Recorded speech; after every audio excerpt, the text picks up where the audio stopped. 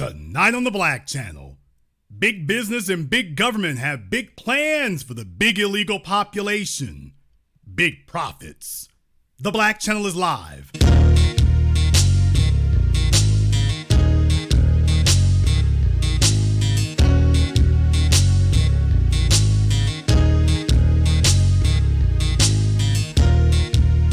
Unapologetic, unadulterated, and absolutely uncompromising. Greetings, brothers and sisters from around the world, and welcome back to the home, the haven, the stronghold, and the everlasting super fortress of intelligent black thought. We are the Black Media, and this is the Black Channel. And I am your host, your brother, your humble servant, the voice of Black America, the Black Authority, broadcasting to you live from the only historically black college university of higher education and learning in the cosmos. You are, of course, welcome to join us. And join us you shall, because on tonight's program here, none of these things happen on their own, and absolutely nothing happens in a vacuum. And that's what people are seeing here now. Boy, I'm telling you, there's just dovetails across so many different things in so many different arenas. But the hypocrisy of it all, including from the people who are claiming to be apoplectic, look it up. From the people who are claiming to be outraged and upset over it. Yeah, buddy, you notice I'm not going to fall for it here. So, here's a story coming to you live and direct here out of Fox News. Fair use, YouTube, damn it. By the way, since they like to hate on this so damn much, fair use, YouTube. Hate on it all you want to. Fox has a little report that they wanted to give out here. Tyson laying off 1,200 workers. All right, Mitra and Tyson laying off 1,200 workers after closing its pork factory in Perry, Iowa, only later to announce 52,000 jobs for migrants. The company's excuse: migrants are getting the jobs that Americans don't want. A human resources executive for the company telling Bloomberg the migrants have been, quote, very loyal. They've been uprooted, and what they want is stability. What they want is a sense of belonging. Let's bring in Fox and Friends Weekend co-host Pete Hegseth. Pete, good to see you. Yes. But again, lower wages, taking American jobs. This was the reason why Democrats were opposed to illegal immigration 10, 15, 25 years ago. But here it plays out. This costs Americans a livelihood. That's true. It was also the reason why the Chamber of Commerce crowd of the Republican Party was so resistant to Donald Trump back in 2015, 2016, dependent on importing cheap labor. He said, we're going to build that wall. We're going to stop this. I'm going to put Americans first. Wages will rise as a result. And now you've got an inversion of that with the Democrat Party saying, come on in. And then we've heard glimpses of it, right, when Nancy Pelosi said, who else is going to pick our crops, right? I mean, that's their mindset. And the businesses are happy to do it when there's no E-Verify or there's no consequences. And so cheap. The businesses are happy to do it when there is no E-Verify or consequences. I consider all that to be a very interesting phraseology there, because you see, there are never consequences when white business is engaging in organized crime. Employing illegal aliens is a criminal offense. This is organized crime. And yet, as I've spent the better part of the last decade and a half reminding you all, you see, if black men are involved in a organized criminal conspiracy, whether it's making duplicates of DVDs or anything else, why they've got the FBI investigating, why they've got the Department of Homeland Security investigating, they've got the sheriff's departments.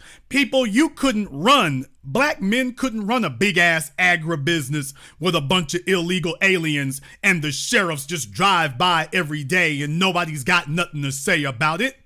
There's no way in the hell you'd see black men living big, living lavish, multi-million-dollar properties, and yet they breaking the law to get it. They'd have shut that down quick, fast, and in a damn hurry. And yet here you have some of the biggest corporations in America You take a look on your screen. They laid off 1,200 people so they could, quote unquote, because it ain't really hiring, they could, quote unquote, hire 40 times that amount. Damn! 40 times that. We laid off 1,200 people and have hired 40 times that number. That ain't about, there's no way you do that if you're not saving money. You don't do that if you're not saving money. Do you realize what they're telling you? They're telling you they got some of these Mexican coyotes, and that's who the hell it is. They got these Mexican coyotes sitting up here rounding up people, bringing them in, and saying, don't worry, we'll put them to work for you. No paperwork required. People, Nipsey Hussle had his business shut down by the Los Angeles Police Department, Sheriff's Department, anybody else who could get over there. We need to see your permits. You're causing a public nuisance. We suspect that you're doing something illegal. These folks here ain't suspecting nothing. They making damn headlines. Hey, we're hiring illegals. And nobody from the local level, state level, or federal level is doing anything. When somebody asks you what is systemic racism, what is white supremacy, this right here is systemic racism and white supremacy. A black man couldn't do nothing even remotely close to this. He got 3 people working at his house illegally. They're marching him out in handcuffs. These are white men with multi-billion-dollar corporations now bragging that they're doing it, putting out press releases, and the sheriffs are looking at you and me like, oh, well. In my newest documentary film, I talked to Freeway Rick. We got folk giving rumors that Big Meech might be getting out, gonna be getting out or whatever. These fellas doing football numbers in prison. Asset forfeiture, what are you talking about? You all do understand how asset forfeiture actually works. For those of you who don't, let me go ahead and give you a refresher here. Asset forfeiture is where they grab your assets first. You're guilty until proven innocent. Literally, they say, oh, we need to seize all your assets so you don't sell them. We need to seize and freeze all of your assets, including your bank account, so you don't sell them. Well, if your bank account is frozen, how do you pay an attorney to defend you against the federal government if your bank account is frozen? So you're not even allowed to access your bank account, even for your own legal defense. And so in places like the state of Georgia and Kentucky and others, oh, there's a reason why they grab anybody smoking some weed rolling through there. Shout out Boosie. They grab your assets first, declare that we think this is part of a criminal enterprise or a criminal activity, so we're seizing the assets first. Well, you all are driving by illegals picking beans every day. Why is nobody going to these white men's places and seizing their assets? I've been telling you about that for over a decade and a half. By the way, even down there in Florida, supposed anti-woke Ron DeSantis, and yet why are they not rounding up the white men who are the reason the illegals are coming over here? Why are they not rounding them up by the dozen? You do that and it turns the spigot off. It always has. They're being allowed to operate and to break the law with impunity. Death Row Records never could have done what Tyson Foods is doing right now. Damn! Death Row Records could not do what Tyson Foods is doing right this moment. With national and international media covering it, they never could have done this. They went after them for far less. And these folks are sitting here wearing the hair shirt, trying to act as if, oh, we are so shocked by it. The thing that they would be shocked by is they don't want to show up on the news. They complain about it, but they don't want to show up on the news to show white men getting frog marched off in handcuffs and ankle shackles. Because if you did that, it would stop these things tomorrow morning. And that's always been the situation. But don't you be deceived. Fox News has absolutely no interest whatsoever in doing that, because you're going to be dealing in mostly southern states or places where black folk would have to come up from. Black people are not allowed to break the law with impunity. Where is your district attorney? Where is the state's attorney? Where is the attorney general in these places to prosecute? This is already against the law. You don't need E-Verify. This is already against the law. Already. If Tyson Foods is unionized, where the hell is the union? Where's the damn union? Oh, I'm sorry. Your labor unions are trying to bring in as many illegals as they can. Shout out SEIU. They're trying to bring in as many illegals as they can. I want to show you all 52,000 people. Oh, this ain't small numbers. This is big business. This is big business. And they are not bringing them over here because they're going to be paying more than they were going to be paying the couple of thousand folk they're laying off. They're bringing them over here because they can hire these 52,000 for less than what they're paying. Has nothing to do with what Americans will or won't do. They're like, oh no, we can get these folks for cheaper. Plus they have no rights. We can do whatever. Y'all know how it goes down out there. Consuela can work the fields for a little bit, and then the men who are running these modern day plantations can take her out behind the barn. Well, she can earn a little extra benefits. That's the way that goes. That's the way that goes down. Ain't that right, Arnold Schwarzenegger? What? Not casting no aspersions, but by the way, I would be remiss if I did not say that, by the way. If anybody wants to try to doubt me, if anyone wants to attempt to doubt that, by the way, I just thought I would point that out. Just thought I would point that one out to you there, just in case you needed to have a concrete example that you could not argue with, that this really does occur, and this really does happen, and I'm not making it up, by the way. Yeah, nobody wants to talk about that. A sitting governor. Do you understand that this man was the governor of California? The governor. He wasn't some county spokesperson somewhere, dog catcher. This was the sitting governor of California doing this. The sitting governor, and that was okay. That was all right. That would work for them, no problem. And the media had nothing to say. They were aware of it all this time. Your national media, your local media, California, they knew about this the whole damn time.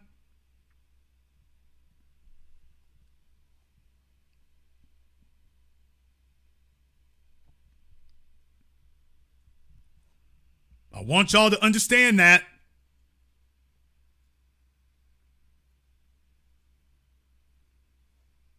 That ain't no joke when you see that.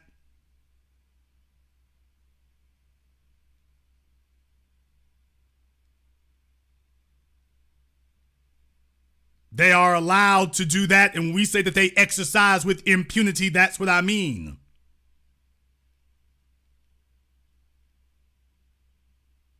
That's exercising, that is moving with impunity, breaking the law with impunity.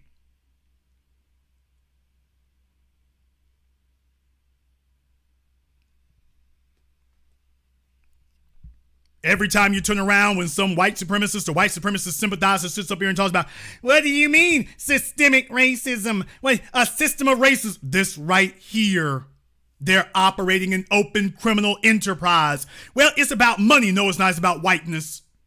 Black men can't do this. You'd never be allowed. Somebody would have come after you. Ain't that right, Young Thug? And that ain't even a criminal enterprise. You get a rapper who gives an Offset lyric And that's an issue.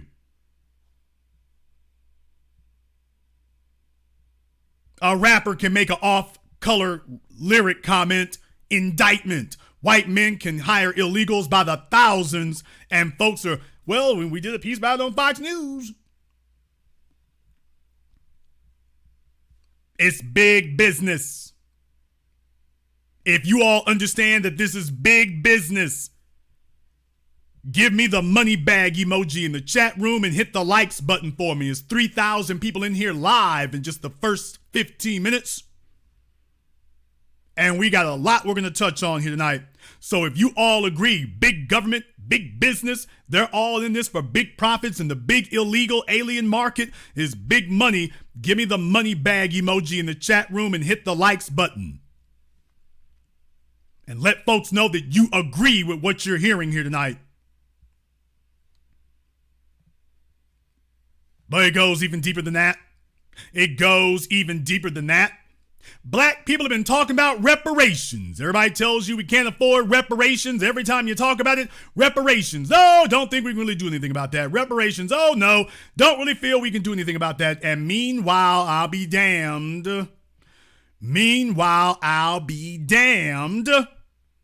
Folks, I'm not bringing you old articles. I'm not bringing you old stories. I'm bringing you stuff that is right from here and right now. From Newsweek, migrants could get $500 a month under a new bill. Now, this is a story out of Minnesota. The headline does not reflect that. It makes you think they're talking about nationally. They're not. But take a look at this. Minnesota Democrats. Damn. Don't tell me a damn thing about voting Democrat. Minnesota Democrats are pushing forward with a $500 statewide guaranteed basic income plan that critics have argued would give free money to undocumented illegals. The new state legislation known as HF 2666-2666, Mark of the Beast,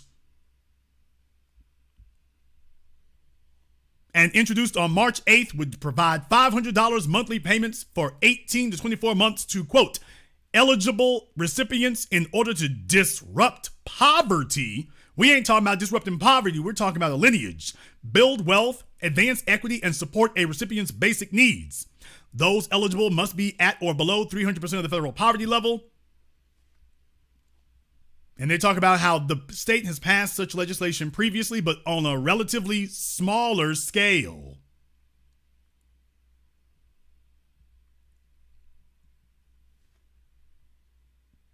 The city of St. Paul tested guaranteed basic income as part of a pilot program that lasted more than 1 year and provided 150 residents $500 a month. Minneapolis is currently conducting its own pilot program.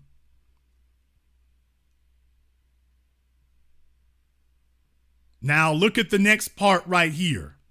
I do think that it's important that we extend this to individuals who may not have documentation. Representative Athena Hollins, who authored the legislation, said during a legislative hearing on March 12th. I think it's important that we extend this to individuals who may not have documentation. Boy, they're taking it to a whole brand new level here, aren't they? They're taking that to a whole brand new level. They ain't joking about that right there. They're serious about this. I told you all years ago, they fund these things. They have to. They have to fund these things. They got to fund this. And in case you were wondering, this is Representative Athena Hollins on your screen. This is her here. She's a Minnesota state representative. And this is a picture of her here. I would definitely like to get some information on this background. I think her background is worth an investigation here. I want you all to understand, folks start talking dumb and acting dumb and playing dumb When we start discussing reparations, they start playing dumb. They start playing stupid. It's only once we let them know, hey, we ain't playing along with you, then all of a sudden, oh, well, is that really what you meant right there? Oh, well, locking I think it's important. Then I think it's important we stay home. I think it's important we stay home. If that's going to be the situation, I think it's important we stay home. I'd like to get the background on her, though. I'm kind of skeptical of this one. I'd like to get the background on her.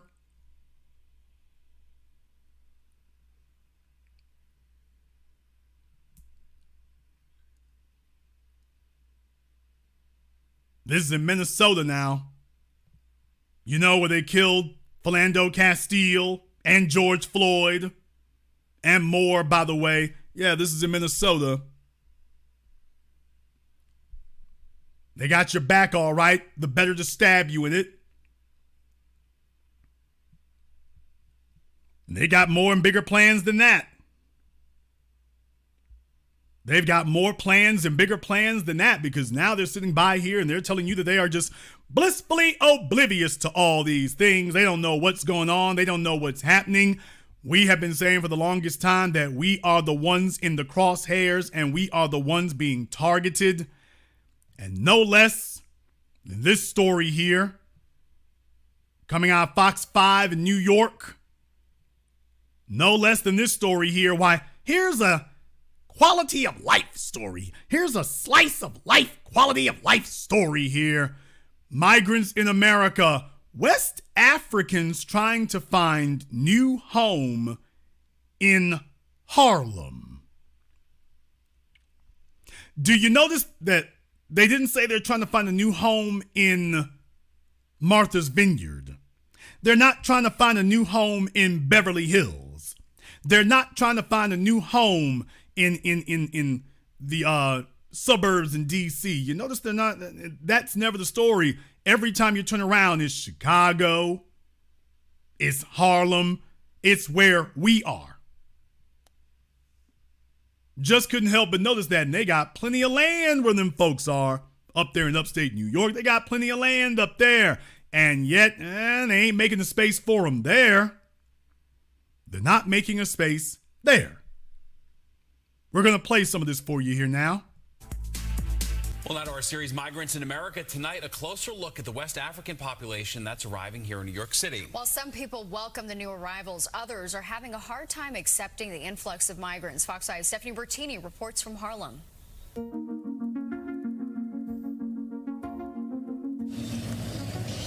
Central Harlem, West 116th Street, between Malcolm X and Frederick Douglass Boulevards, an area defined as Little Senegal years ago, has become home base for new migrants and asylum seekers from West Africa, like this woman from Senegal, who in French tells me she got to New York City.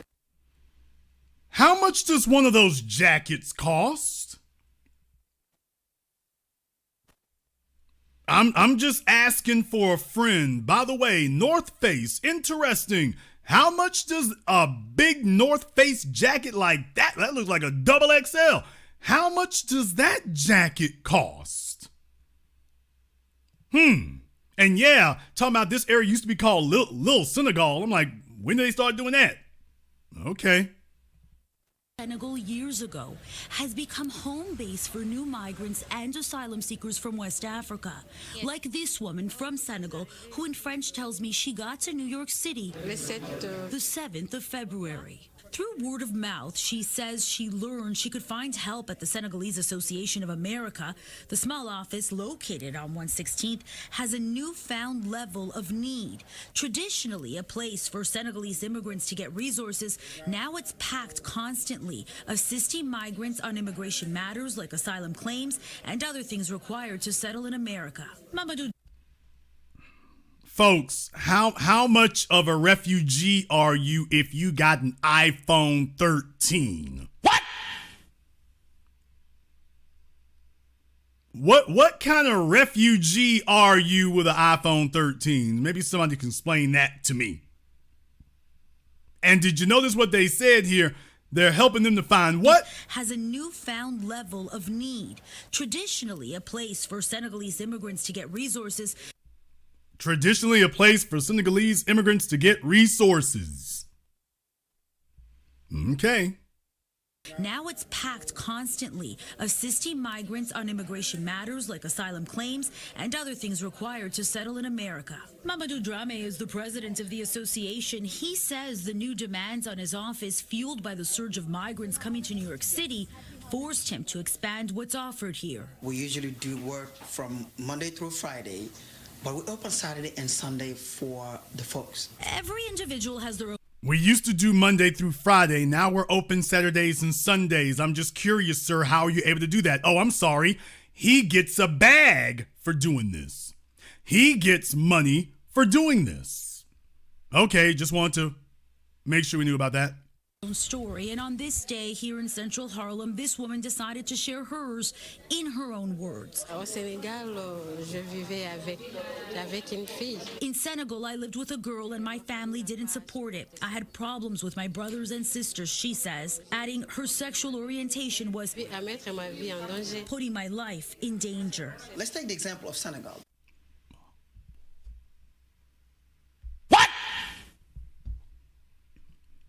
Her sexual orientation was putting her life in danger.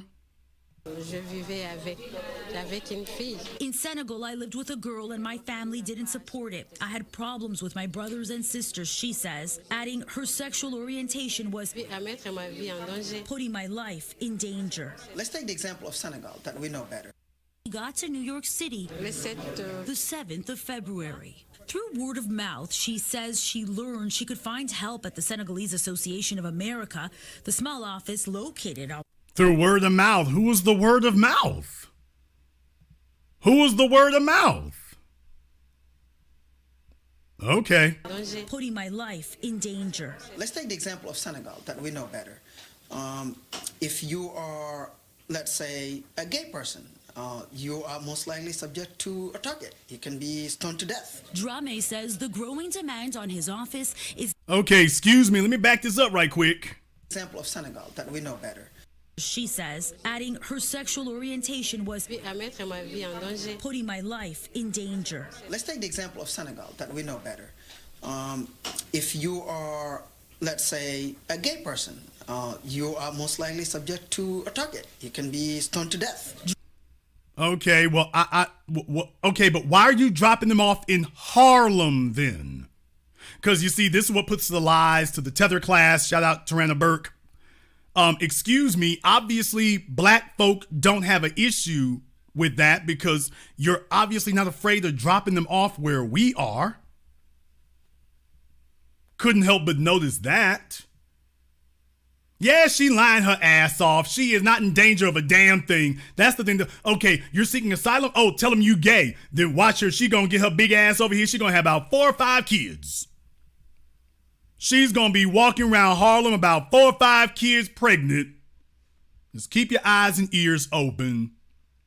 In any case, she's gonna be over here for about 3 months till about she's delivered. If you ever bring this up again, she's delivered. But in any case, yeah, I thought when folks sitting up here trying to talk about black folk and homophobia, excuse me?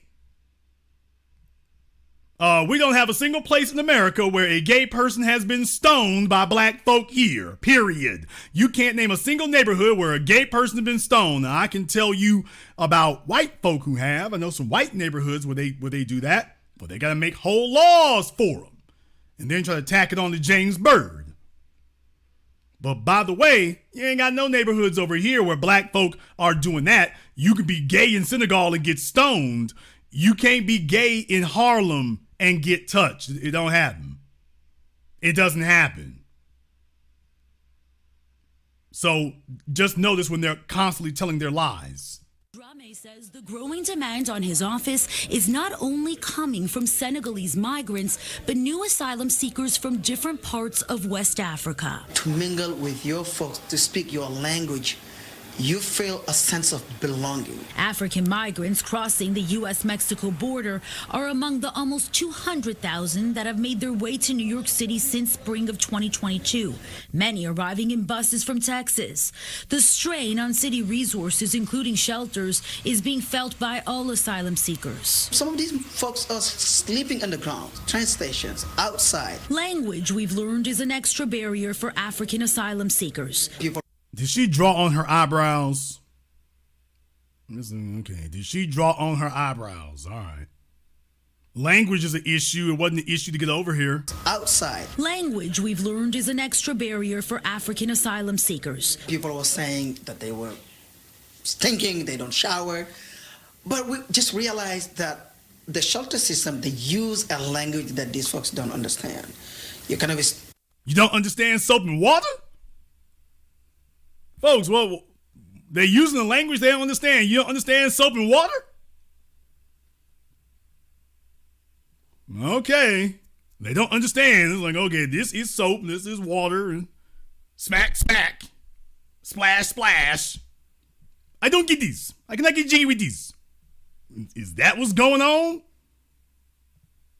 Just realized that the shelter system, they use a language that these folks don't understand. You cannot be talking in English or in Spanish because these people, they understand French or the local languages. There are cultural barriers too. Some of the shelters are really hard for some of our folks because if you're a Muslim and then the food that they offer in the shelter, because they don't eat pork, they don't eat ham. Drame says the situation is causing more and more migrants from Africa to Oh, wait a minute now. Migrants from Africa. Okay. They don't eat ham. Drame says the situation is causing more. Boy, what he say? He's trying to show out here and show her. By the way, just listen up. Let me show you around the place here. Can we get some more funds coming through? So the New York media has no problem getting friendly on camera here. They have no problem doing that. Just understand. That's the whole point of this. Just understand that. Just understand what's really going on. More and more. By the way, this thing back here, they got the American flag, and I guess that's the Senegalese flag. Is respect and honor. What part of respect is trespassing into somebody's nation? What part of respect is that? Migrants from Africa to navigate towards not only his office, but the area of Harlem it sits in. Community does what community does. New York does what New York does. America does what America does, which is generally, we'd like for it to welcome immigrants. Longtime Harlemite. Speak for yourself, ma'am. No, you just because you come from that background. No, actually no. You don't welcome in trespassing. No, nobody does that at their house. What the hell are you talking about? Community does what community does. New York does what New York does. America does what America does, which is generally, we'd like for it to welcome immigrants. Longtime Harlemite and Deputy Borough President Keisha Sutton James says to her, it's not surprising at all. She's lived in the area for decades. And they're doing the work that they can do without a work permit. So that's a lot of times delivery work. Have a lot of downtime. Right. So they are, as I'm told, a lot of the time, delivery work. All right, folks, let me go ahead and explain to you when you're dealing with political prostitutes like Miss Sutton, Keisha Sutton, wonder if she's any kin to Keisha Bottom B. They both operate about the same. No light skin hate, but I just couldn't help but notice. All right, folks, let me go ahead and give you all a little bit of a refresher here so that you understand how these things work. I want you to understand exactly how that works. I want you to understand that these folks make big money off of this kind of thing. These folks make big money off of it. And when you're dealing with a lot of these services and things like that, let me go ahead and take you back in the chat room. I want you to understand something. I want you to understand what I'm talking about here. Because it's not about Uber Eats. It's about Uber. Listen to me, people. Listen. It is not about Uber Eats. It is about Uber. Jason, what do you mean? You do all understand that Uber is another example of white privilege, a company whose entire existence was based from the ground up on breaking the law. Travis Kalanick, who started Uber, made it very clear that his entire business model was, well, barge into the market, set up shop, and become legal later. Ignore the law. Ignore the taxi cab laws. They let him operate until Uber's become a multi-billion-dollar concern. You couldn't do that as a black person. They'd have shut your ass down when the first car got filled. You'd be done. They wouldn't talk to you and discuss a damn thing. Uber, that isn't just a fluke with Uber. That's Uber's business model. They created a computer program called Grayball. Yes, with all that hundreds of millions of dollars that they got, you can look all this up. There have been documentaries done. I'm sure a bunch of you have seen it. The documentaries have been done about Grayball. Grayball was a computer program that Uber set up that helped them to dodge authorities and flaunt the law. I mean, they sat down and had programmers get together and say, hey, we need you to come up with a program that will help us to operate in a city in a manner that circumvents their laws. And not just in America. Everywhere Uber has gone, the business model, their business plan is, we know we're illegal, keep operating illegally until the market just has to collapse to us. Well, if Freeway Rick had been allowed to do that, he'd be one of the richest men on the planet today. But black folk don't get to do that. You don't get to break the law with impunity and become a multi-billion-dollar multinational corporation, flaunting the law and ignoring it with impunity, violating the law with impunity. Nobody's touching you. Nobody's punishing you. Nobody's doing nothing. Nobody's seizing your assets. Where's the Attorney General of New York City? Where was the Attorney General of New York City to shut Uber down? Never happened. Never happened, never occurred. So I'm bringing this to you all here because I want you to understand exactly what I'm talking about. I didn't just bring receipts, I brought invoices. I didn't just tell you what you paid, I tell you what you owe. I'm bringing you all the information from history so that you understand, oh, by the way, it's been getting down like this. It's been operating like this. The laws are something that they tell to you.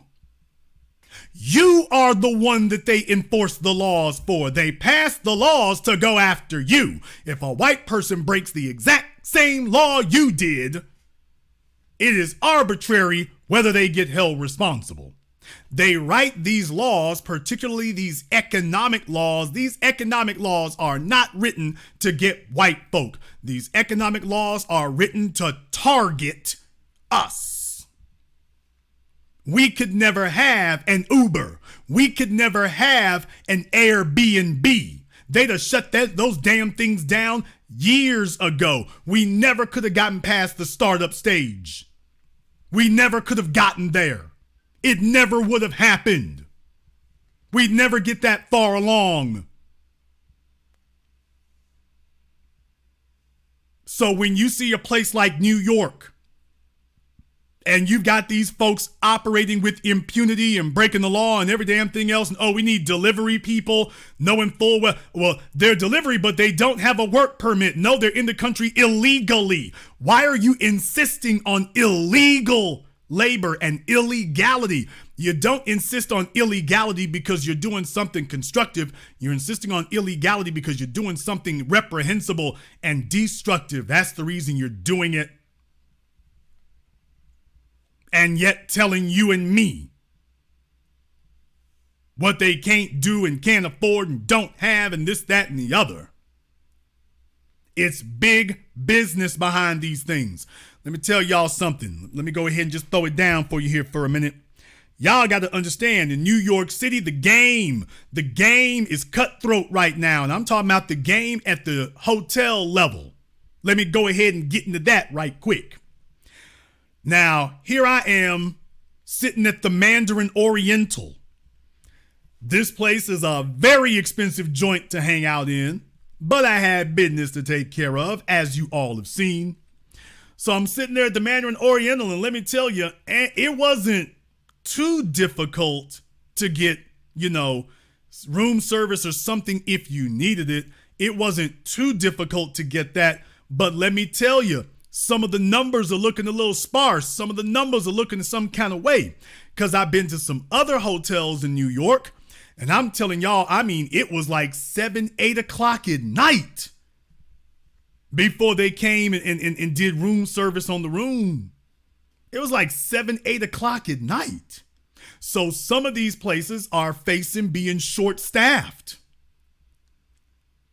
Some of them are facing being short-staffed, and now they're just saying, man, screw it. We cutthroat with it out here. We just gonna do whatever, whenever, however. But what you're not getting to is what is the cause of some of this?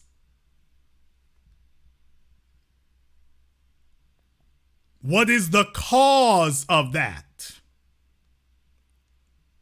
These places, if they are short-staffed, they're not short-staffed without a reason. What is the reason for that? Well, this has been a problem that has been man-created for those reasons. That's the point of it. What happened to your labor force? Well, you used to have one, but you see, the whole thing has been, wait a minute. How can we make the white population rich, but at the exact same time destabilize and disenfranchise and disadvantage the black population, specifically the descendants of the slaves? How do we do that to them? And I submit to you all that this is the way that you do it. West 116th Street, between Malcolm X and Frederick Douglass Boulevards, an area defined as Little Senegal years ago. Now, did you hear the way that this white reporter sat there and ran that over? Did you see that? Did you get that? Malcolm X and Frederick Douglass Boulevard, an area known years ago as Little Senegal, by whom, I don't know. But did you see the way she did that? But I don't even know if she gets it. Do you see the contradiction there? Malcolm X, Frederick Douglass, and Little Senegal. What does Malcolm X and Frederick Douglass have to do with Senegal? What is the connection between Malcolm and Frederick and then Senegal? What's the connection?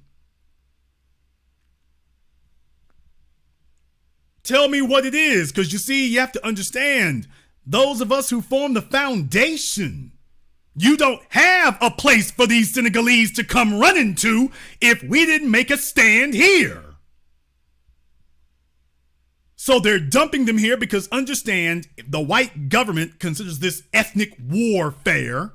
Okay, you niggas got off the plantations and you didn't die like we were hoping. So what we're going to do is dump a bunch of people who have no connection to what you did. They have no connection. They have no investment. They have no attachment. They have no concern. They have no love for what you did.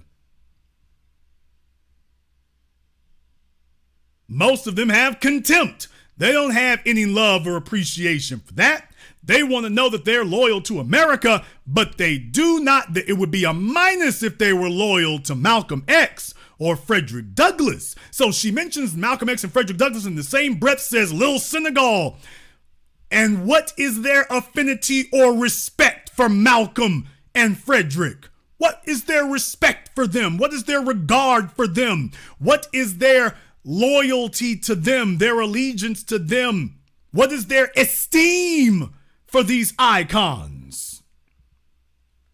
You know, the people who made it possible for you to come over here in your bogus ass North Face jacket and your phony ass story, your phony ass LGBT story. Why are you doing all that? Let me get this straight. The people who ran are now depending on safety from the people who didn't? What? So the folks who made a lifetime and a life career of running are depending on the people who didn't.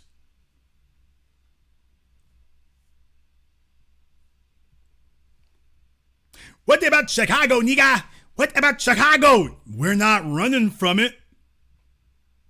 You can't name a single place we running from. We're not running from anything. What the hell? So the biggest adversity she had to face was my family and my friends didn't like me being LGBT. Okay, stop talking to your family and your friends.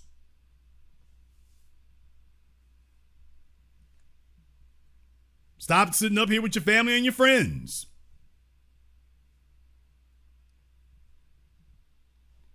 That's the biggest thing that happened to you? That's the biggest thing you got to deal with.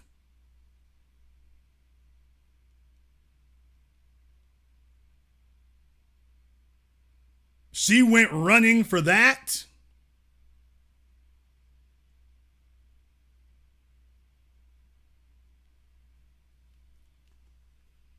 No, she wants to come hide up under some riders who don't run.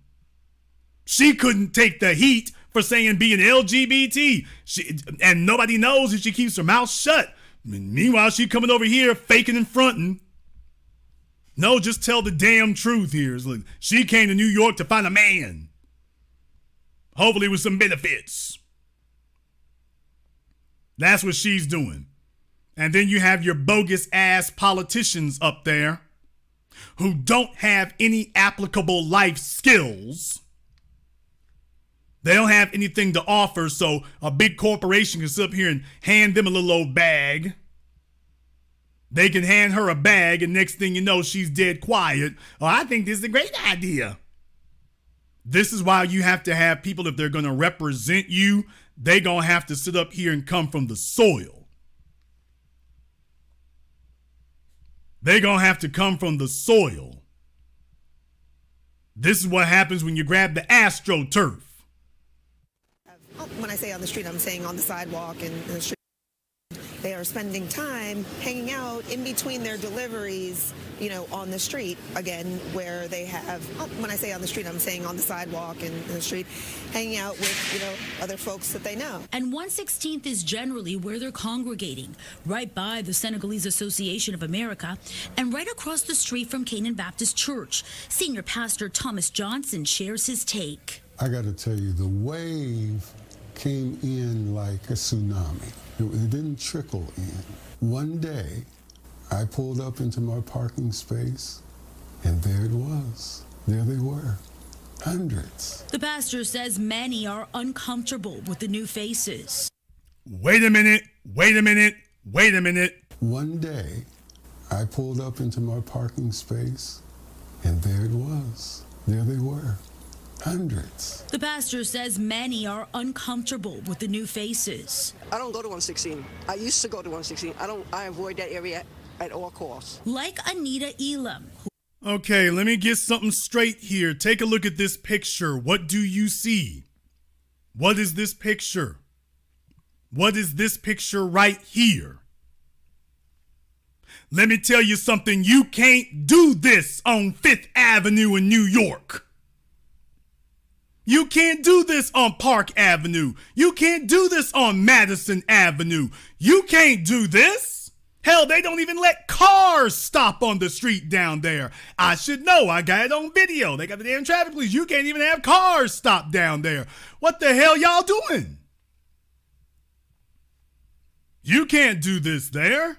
That's loitering. That's impeding traffic. So let me get this straight. You can loiter and impede traffic in Harlem if this is where they're dropping them off for them. You can loiter and impede traffic there. Now you go down into the white neighborhood and you go down on the white side of town and you go where they are. You try this and see what happens. You can't pile up like this down there. Hell, you can't pile up like this in Times Square. You cannot pile up like this in Times Square. You can't do that. Not at all. What the hell you talking about? They got on the damn news. You can't do that. The police are coming and grabbing every damn body. That's loitering. You can't do that. What the hell?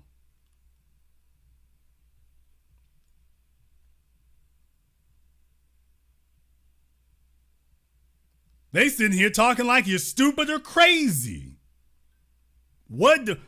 Since when did this become legal and okay to do? And he's telling you, by the way, they outside of the damn place and they just hanging out in the middle of the damn streets. They ain't even moving them or whatever. They just sitting around. By the way, it kind of confirms how they ended up here when you think about it. Kind of confirms how they ended up in this situation. Right by the Senegalese Association. Parking space, and there it was. There they were. Hundreds. The pastor says many are uncomfortable with the new faces. I don't go to 116. I used to go to 116. I avoid that area at all costs. Like Anita Elam, who has lived in Harlem for decades. It's overwhelming. It's scary, but it is what it is. Why are you scared? I don't know them. It's just a lot of them. They're just all over the place. Community leaders confirm recent headlines of migrants committing crimes, like the group responsible for attacking 2 NYPD officers in Times Square, are fueling some of the concerns in Harlem. But Drame says the majority of those here are not making trouble, rather just looking for a safe place and acceptance. We exist in peace. Most of these. Okay, where is our safe place of acceptance in Senegal? Because I don't believe in one-sided relationships. So what is our safe place of acceptance in Senegal? That's what I want to find out. What is our safe place of acceptance? If I go to Senegal, I need to know, okay, what is my safe place of acceptance?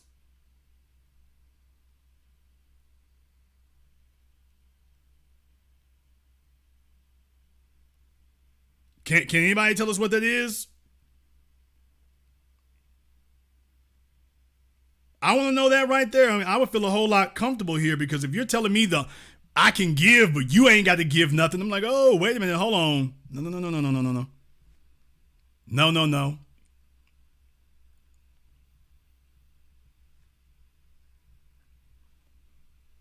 I mean, somebody's going to have to substantiate to me. I mean, okay, what skin are you putting in the game? Or just everything about, okay, let me freeload through here. Because you know what the deal is. I'm just letting y'all know what the deal is. Far as they're concerned, it doesn't matter how many kids they have. Otherwise, we'll see if we can inculcate them into the economy here.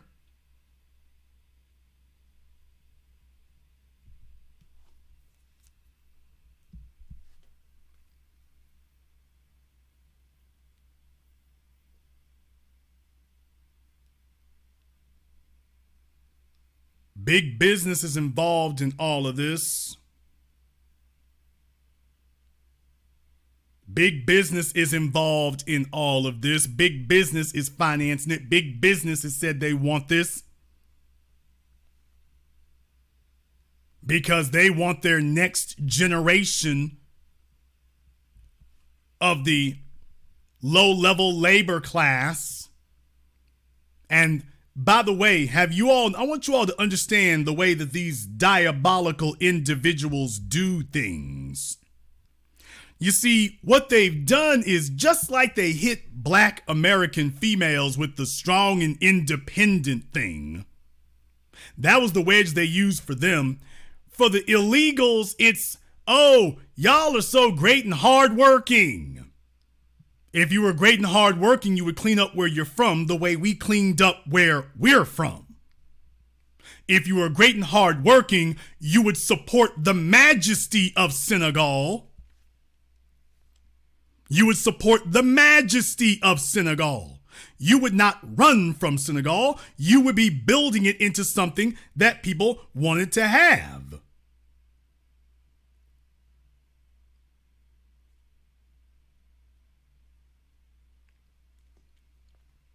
That's what you would do if you valued it. My problem is we have a hard time trusting people who've demonstrated that they don't actually value what they build. They can have it, but oh boy, they can't actually value what they've done.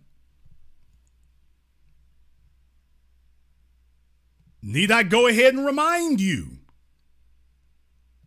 Oh, no, no, no, no, no. I got to make sure that you all understand exactly what it is. Got to make sure you understand exactly what it is.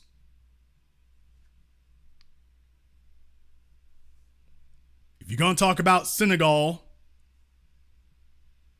and if you're going to talk about do they have the right mindset here, well, I think you got to go a little bit further than that.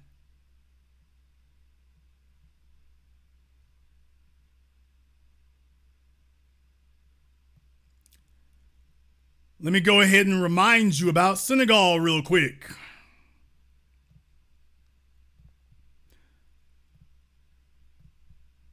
Here's Senegal, the African Renaissance Monument. Yeah, folks, I brought all the invoices tonight. I brought all the invoices. Remember this? Yeah, you all remember this, don't you? You remember this statue, don't you? Yeah, that's Senegal. There you go. Yeah, y'all remember this, don't you? So don't let them tell you ain't nothing happening over there and whatnot. It's like, hey, wait a minute. No. What are y'all doing? Well, I'll tell you what they're doing. They're bringing in Asians to design their monuments.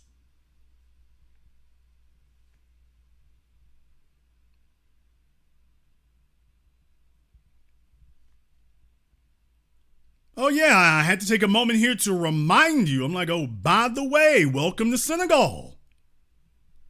Welcome to Senegal. You're a refugee from what exactly? Designed by Koreans, built by the Chinese. Just understand something here. These things matter for a reason. They matter for a reason. And what I'm telling you here is if they do not value standing by their own geography, ain't no way in the hell they coming over here to stand by ours.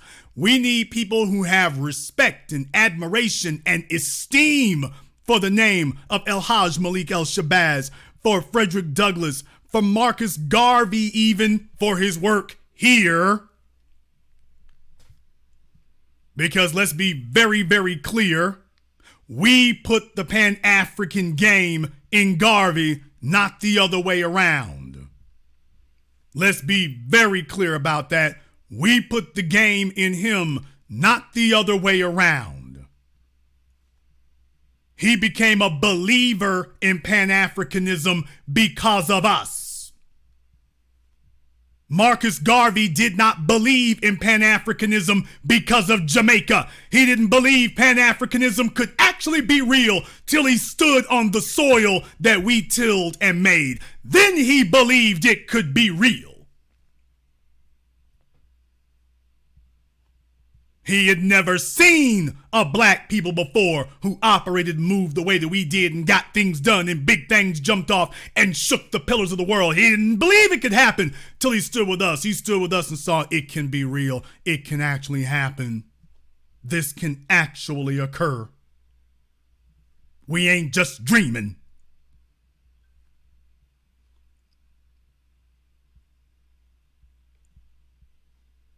Let me explain something to you right here. If you are a black person and you were to go to Senegal, you would be expected to give your allegiance to Senegal. You would be expected to know the historical figures. You'd be expected to assimilate to the people. You would not be allowed to come there with nothing. You could not go to Senegal with nothing.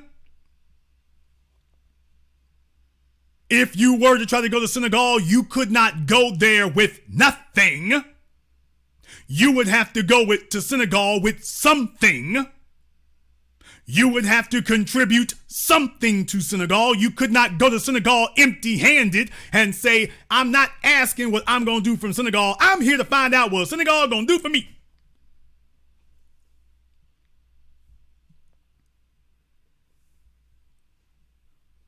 There's a reason why they're grabbing them and dropping them off in Harlem, because this is about displacement of the native black population, but more importantly, the native black culture. Jason, why do you say that? Because this is an insidious, look it up. This is a wicked strategy by the white supremacist demonic mind for the purposes of replacing your children. They are not so much concerned about the ones who are standing around out here right now. That's not really what their biggest concern is about. Their bigger concern is about the next generation. The next generation will be tugging on their wacky yacky. The next generation is going to be looking to date Zac Efron. The next generation is going to be looking to worship Britney Spears. The next generation having absolutely no connection to the only people who fought white supremacy and defeated it. The next generation of their children will come through the schools not taught about the slave trade, and even if they were, they'll say, well, that's them Makadas over there, that ain't me. What you are witnessing are the seeds being planted of a 25-year strategy. And over the course of the next 2.5 decades, the next generation of their children, and they want them poor so that they, just like back in Senegal, they just have a bunch of kids. Well, they'll be over here having a bunch of children, and then their children will outnumber yours, which in New York City, you're just about there now, with absolutely no regard and reverence for the people who made this possible and for the cultural aesthetic that made this possible. So they will be they were a weak, defeated, destitute class where they came from, and now they've come here to be weak and defeated. Their children will just fall in line, and that's it. None of them are fighting white supremacy. They're all trying to figure out how they can get something better for it. And they will sit here, and these will be the same folk who, if one of them gets in political law, ain't no white supremacy. Why, America has done plenty for me.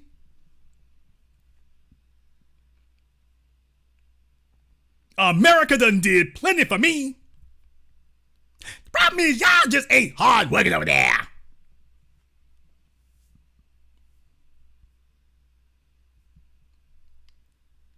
That's what they'll be saying by then. That's what they'll be telling you then.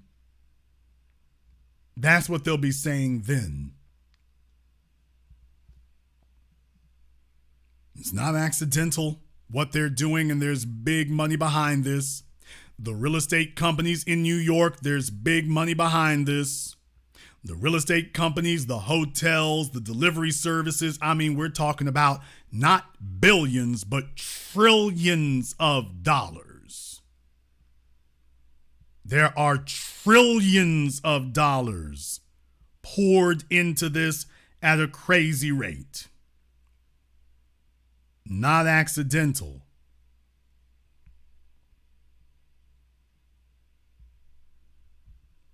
Do you understand the threat that you're really up against? I want you all to see exactly what that is. So when you have folks, especially my folk up there in New York and whatnot, one of the things they've been working on is to get you to be quiet. Because there's the real problem. Let me tell you what the real problem was here. I want you to understand, here's the real problem when you hear this. I don't know them. It's just a lot of them. They're just all over the place. Community leaders confirm recent headlines of migrants committing crimes, like the group responsible for attacking 2 NYPD officers in Times Square, are fueling some of the concerns in Harlem.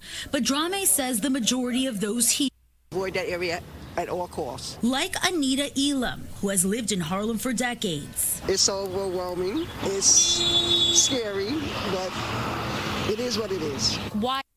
It's overwhelming. It's scary, but it is what it is.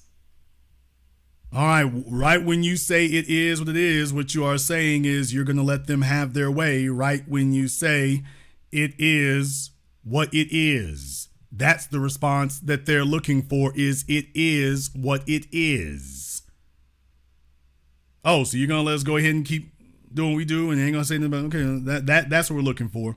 Just as long as you're not going to do anything, as long as you're not going to say anything, as long as you'll allow our bought and paid for political bootlicks to go and represent you, and you're not going to say anything, you're going to say it is what it is. That's the response we were looking for.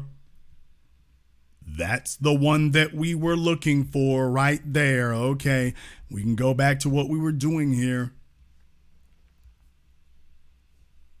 We can go back to what we were doing. Jason, what is the plan after that? The plan is simple. Most of your foundationals in New York City are moving out. Particularly, they're going down into the Carolinas. Some of them try to go to Florida. A bunch of them end up in Atlanta or in the Carolinas.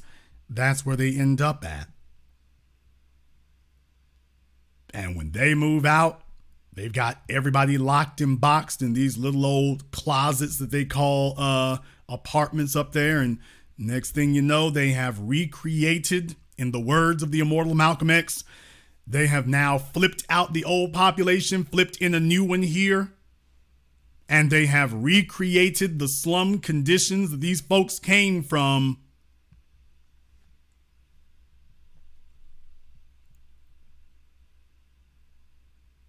I want you to think about this for just a few moments here, because there's a more frightening idea. You take a look at this pathetic bug-eyed thing here and consider this for just a few moments. Consider, if you will, that her story may be accurate. Well, even if her story is accurate, even if it is truthful, you do realize that that's just as frightening and just as bad, don't you? She was willing to run and flee for her sexuality. Do you get that? Now, when she gets over here to America, white folks can slap her upside the head and kick her in the side of her chunky cheeks, and she'll sit there and laugh and, oh, the love of Jesus to you. But where she was from, she can't sit up here and ignore that. Now, when she gets here, she'll ignore white supremacy up one side and down the other.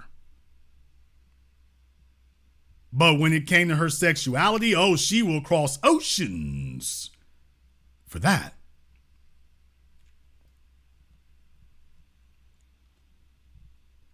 That should tell you a lot right there. Jason, what should be the response to it? What should be our response to it? We've already had our response to it. We've already given our response to it there, believe it or not. Yes, we have. We told you about this years ago. We wasn't bull jiving and we wasn't playing. We're going to get to that here in just a moment, right after this very brief commercial, non-commercial break. Before we do that, I'd like to send a big shout out here to my man, Mr. Richburg. Thank you very much for supporting tonight's program. We appreciate that. Big shout out here to Bruce Warren. Thank you very much to DH, to Hootie, Mark B, Walter, and everyone else who has contributed to support tonight's program. Thank you very much for that. We appreciate that as well. Stefan and everyone else. We're going to take a very brief commercial, non-commercial break. When we come back, you want to know what we are going to do about it? No. It's about what's already been done about it. And you'll see for yourselves, this is the Black Channel. Hello, my name is Steve Burgess, and I'm the author of this book, Guidelines for the Successful Student, a closer look at parenting your school-aged child. In this book, I've explained the role of the parent and the student in addition to what accommodations, procedures, rewards and consequences and expectations that need to be in place to ensure student success from primary to high school. This book is available on Amazon.com. For more information, please visit my link tree at Easy One-on-One, and to access my latest podcast, A Teaching Moment with Mr. B.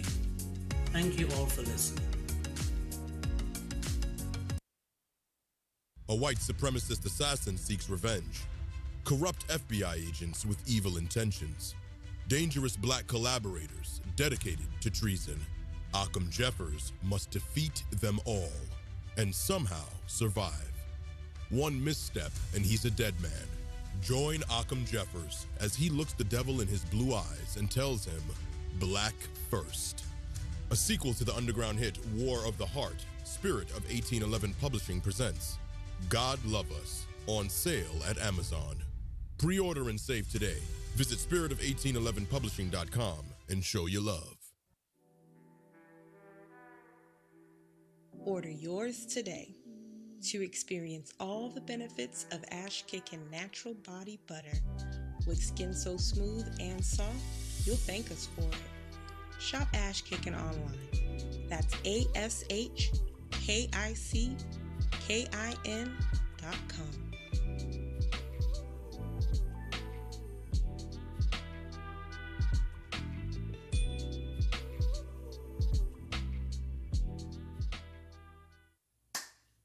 Hi, this is Brenda Starr, creator of Poetry with a Purpose and author of the book Pressed But Not Crushed. Pressed But Not Crushed is an anthology of political poems that address current and historical issues in American descendants of slave population and African American population. The book describes slavery and its residuals, Jim Crow segregation, social depredation, and other relevant issues to American descendants of slaves and African Americans, including the current political climate that does not address our issues. This is the Black Channel. I am your host, your brother, your humble servant, the Black Authority. Very glad to be with you all here this evening. And yeah, man, let me tell you.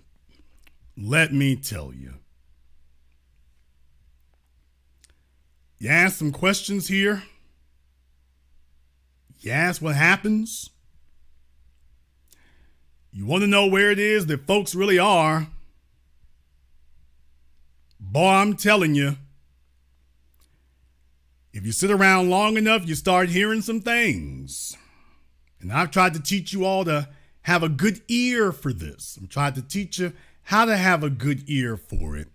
Because everything is not necessarily going to go the way they tell you to, and our response is not necessarily going to be what everyone would expect that response to be. It's not what it's going to be.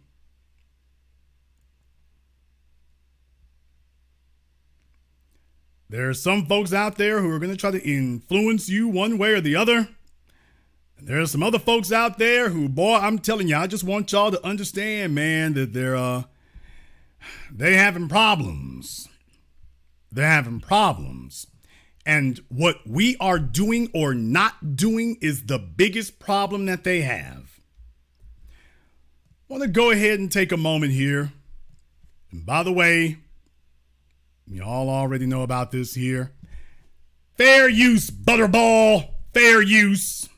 But have you asked yourself, while certain things are going on, if you've heard about some of the chaos over there in Haiti, they've arrested the former Prime Minister Moise's wife and said that she was part of the assassination plot.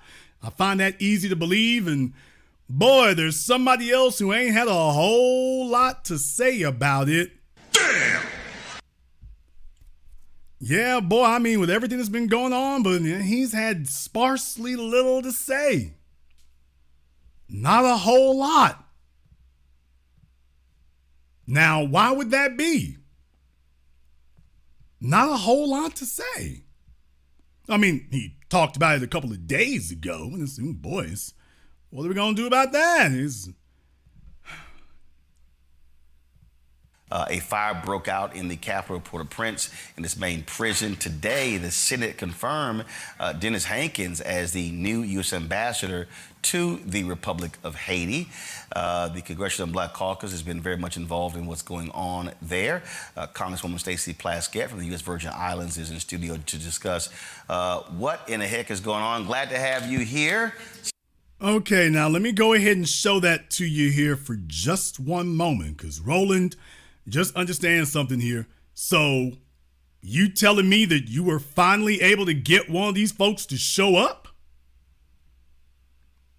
So for reparations, we ain't got nothing there. For a black hate crime bill, we ain't got nothing there. But for what Roland wants, well, I'll be damned. The Democrats threw his big ass a bone. To discuss what in the heck is going on. Glad to have you here.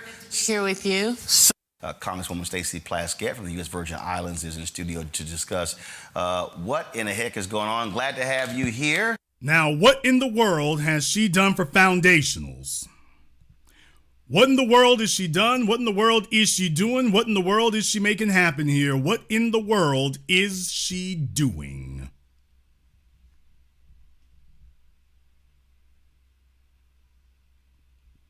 You see, for those who wonder what our issue is, we talking about white supremacy, and the only time these folks jump up is when it's something that affects them personally. This is that tribalism that we've been talking about. She has been AWOL. She's been utterly invisible the whole time.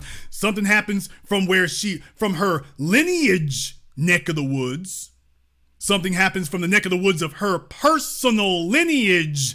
And now, all of a sudden, she can find her way to Roland Martin.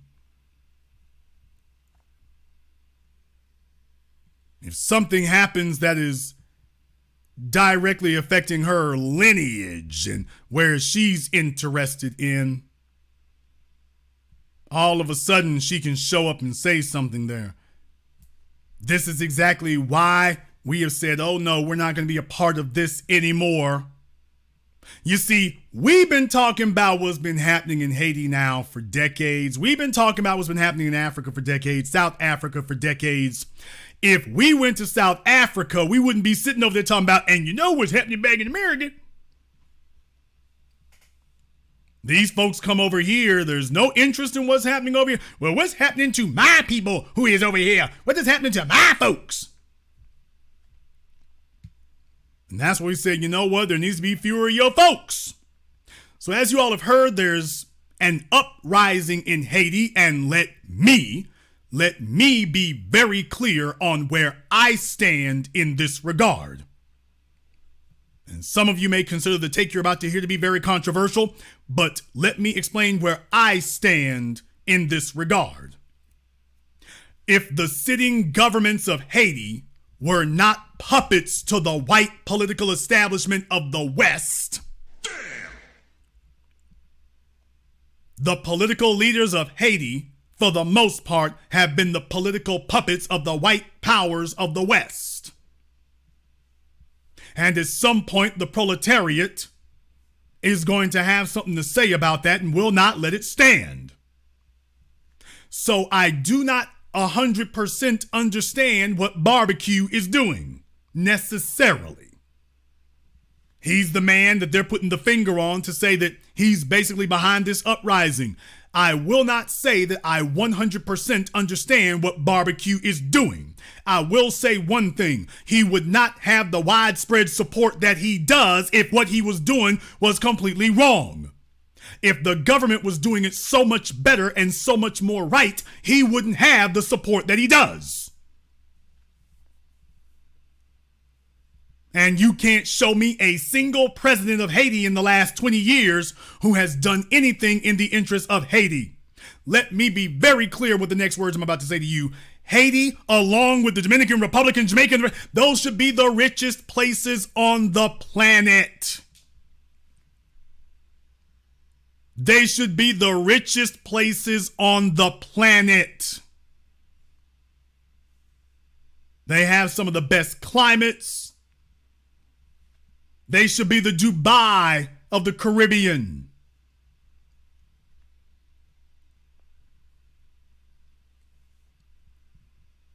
And yet you've had a situation here where that's not what they have. They talk about political instability. You know where political instability comes from? Political instability comes from a government that does not properly distribute the resources. From a government that is under the control of people other than the people. That is what creates political instability. When people are looking around and what is in their best interest is never getting addressed. And eventually you're going to have somebody like a Barbecue or somebody else, it could be anyone, and they're going to be like, you know what, let's make some things happen. It'll be messy for a little while. It'll be messy for a little while, but I'll be damned, it's been messy the whole damn time. It's been messy the whole damn time. And what I'm saying to you is that I do not know if the spirit of Dessalines is what we're witnessing down in Haiti right now. I do not know. But what I will tell you is that I will not, like some of you in the chat room, I will not fall for the propaganda of the white supremacist Western media. And deal with it, nigga. I'm not gonna fall for that. You're not going to show me a documentary on PBS or CNN talking about calling this man everything but a child of God. You say the same damn thing about Idi Amin today. You said the exact same damn thing about Malcolm X, the Black Panthers. You called them killers. You called them everything under the sun until we didn't let you anymore, and then you started admitting that was a lie. No, I am not going to condemn barbecue. No, I will not. I do not understand everything. I do not understand the whole story. I do not endorse him necessarily, but I will not condemn him. You know why? Because he, whatever his motives are, he loves that place enough to stand and fight for it. Damn! I will give him that. I respect him a hell of a whole lot more than the folks sitting up out there jumping in the first damn thing floating to come run they scared asses over here. I respect him a whole lot more. He's willing to defend what is his. He's willing to defend the soil that his fathers bled on. He's willing to stand. How am I supposed to not respect that? I am not endorsing him. I'm not condoning it, but I'm saying I can respect that. When he says that he loves Haiti, I can believe him. He says he loves Haiti and he ain't running. I can believe him. The rest of you bastards sitting over here and trying to make your way to Southern Florida illegally so you can hang out and drink Hawaiian punch on the street corner, I don't believe you when you say you love Haiti. I don't believe you. I don't believe it. I can believe him. You willing to risk your damn life to run. He's willing to risk his life to stand. I respect that. And if he's willing to do that, then I want to find out. By the way, sir, what is your motivation for doing this? Well, Jason, he's a terrorist. Oh, tell me more. Well, Jason, he's killed folk in the streets. Tell me more. Can you find somebody you can compare him to? Well, he wants to overthrow the government, and there's folks who have been killed in the streets. Okay. You know who that sounds like to me? Who's that sound like to you, sir? Winnie Mandela. What? Didn't they say the same damn thing about Winnie Mandela? Did they not say the same damn thing about her? She's out here executing people in the streets. Didn't they say the same damn thing about her? So let me get this straight now. Let me get this straight. So Winnie Mandela executing suspected traitors in the streets is wrong. But holding a so-called Truth and Reconciliation Commission that allows murderers and killers to walk back into the society, oh, well, that's legit. That's fine. We can do that. That's good. Not even to demand that they stay in prison. Remember we did that story about that guy DeCock here on the Black Channel. Let me understand. So letting him walk free, that's okay. That's legit. That's all right. After all the folk that he murdered, that's okay. But Winnie Mandela stopping some of this nonsense, well, she's a terrorist and this guy ain't.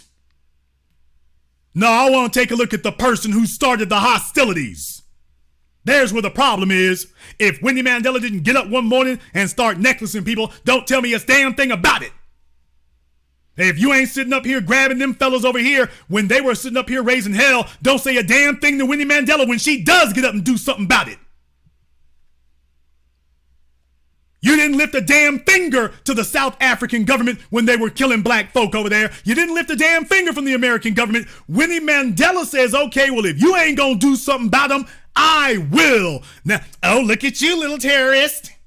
Let me tell you who the terrorist is. The American government that was backing the South African government. That's the terrorists. Those are the terrorists.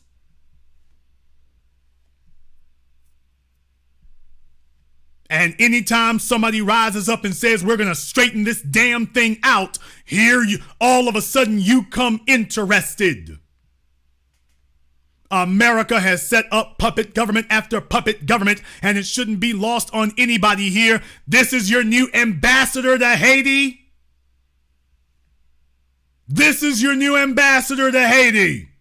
And you take a look at the damn picture and you tell me who pulling the strings over there in Haiti. You tell me who pulling the strings over there. That's what I'm asking you. You take a look on your damn screens and you tell me who is pulling the strings over there. He comes walking in the room. I don't even have to wonder whose interest he's backing.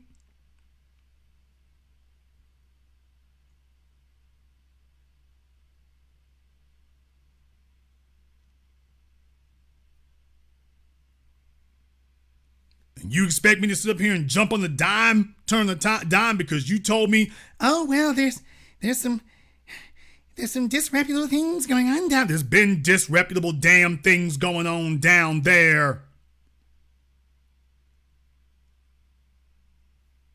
It's been that way.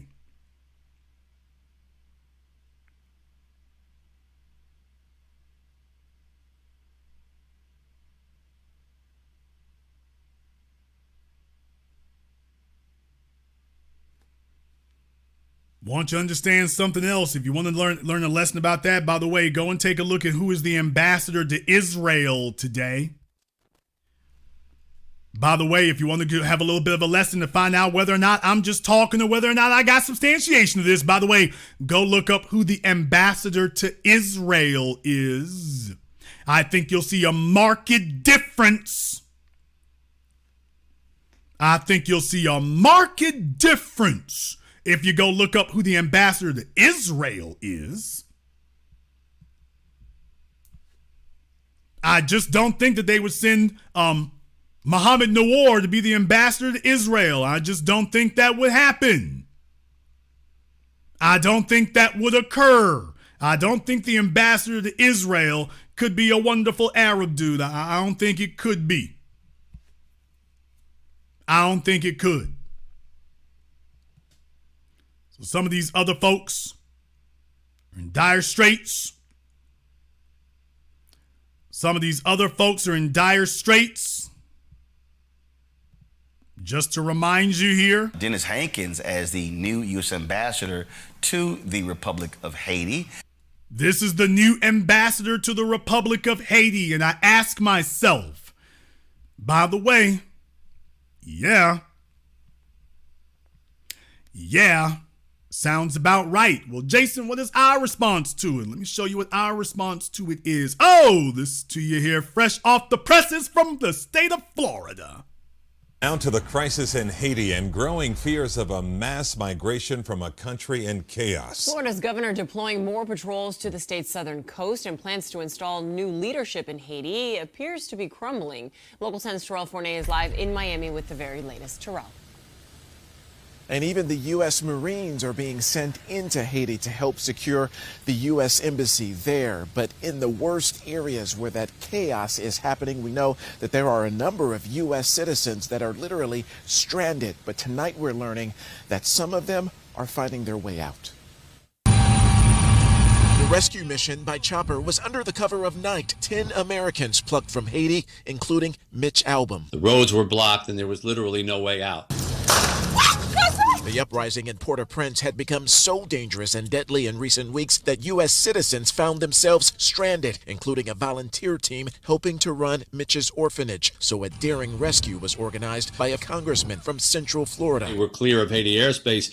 The others kind of clapped and said, yeah, we're safe. My wife and I were kind of hit with a very deep pang of sadness because our kids are still there.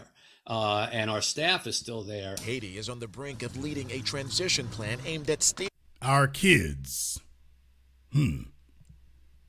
Our kids. Let's hear it for the white missionaries. Of leading a transition plan aimed at stabilizing its government. But the gang warlords who have assumed power have promised not. Now, do you see how they use that type of language? The gang, they call them gangs and warlords. They call them gangs and warlords.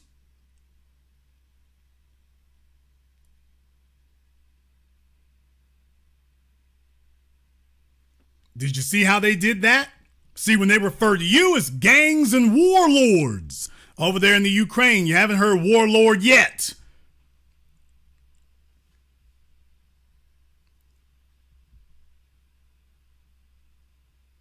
When they talk about Charleston, every time they talk about a black person, it's gang warlord. That's when you're in the white media. A warlord doesn't fight for freedom. A warlord just fight for his little bit of turf, and that's it. According to them, Barbecue's been saying there needs to be a change of government.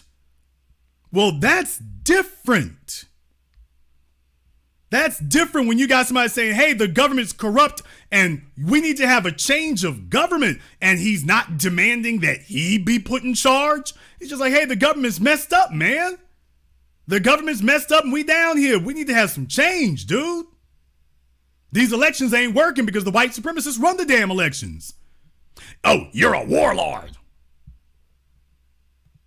Not to back the plan, and with the quality of life deteriorating by the day in Haiti, there are concerns over a mass migration. There's no evidence of it. Right now, people cannot leave their house. There's no public transportation. Still, Florida's governor is on the offensive, ordering 133 State Guard troops to stage, another 39 FDLE officers, and dozens of other water and air support crews, mostly in the Keys.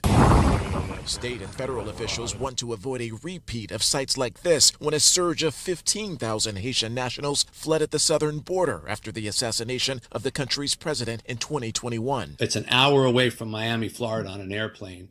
And if that country falls, it destabilizes a region that's very, very close to us. So I would think we would have a vested interest in what happens there. Okay. Folks, let me tell you, certainly it does sound like they're going through some things. Certainly it does sound like some difficulties. Certainly it does sound like some problems there. But remember a couple years ago, you had some folks here talking about, well, what are you going to come down? What are you going to do about that? Well, they're throwing up the border here. They're blocking them in Texas. They're blocking them in Florida. They're saying, yeah, you ain't coming in here. Well, what are y'all going to do about it? We're going to do exactly what we're doing right now. We're doing exactly what we're going to do about right now.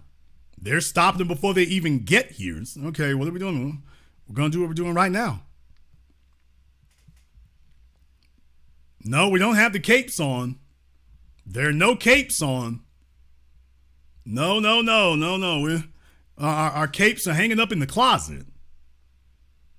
No capes, no marching, no protesting. Roland Martin sitting over there by his damn self trying to get everybody hyped up. Like a great big Flavor Flav. He's trying to get everybody hyped up, and it ain't happening.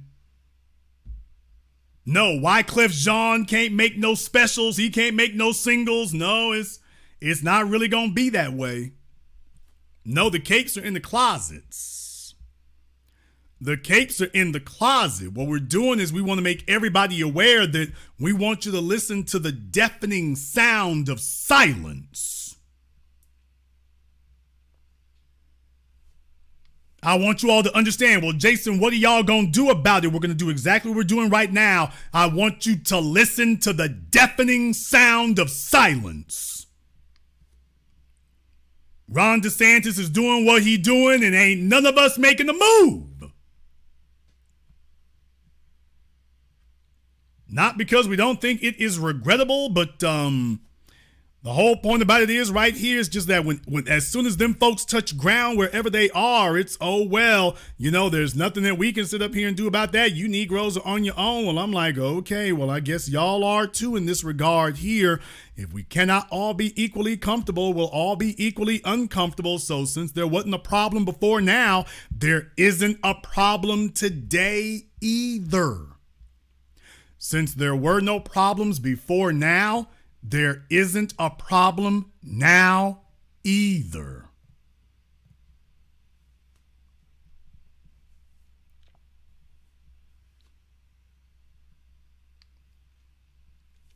There's not a problem now either. And they're looking to us. That's the whole reason that Bowling Ball Martin is sitting over there talking. He's trying to get us to be interested. He's trying to remind us. And every time he turns around, he's trying to shake the trees and say, hey, y'all need to be worried and concerned about this. And they ain't catching traction.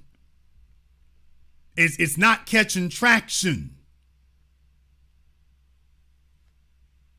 And he's not even bothering to try to go on a campaign about it this time. He said, let's call a congresswoman and see if she can do something, because the black grassroots ain't gonna move. He has absolutely no faith that we're gonna move. None. And you know why? Because you had folks sit up here and turn their asses up at us and tell us about how they gonna do this and they gonna do that. And just understand, it's getting real quiet, folks. It's getting real quiet. People are getting real quiet now. Did you all understand that? You're not hearing as much garbage, trash talking as you were before. It's getting real quiet.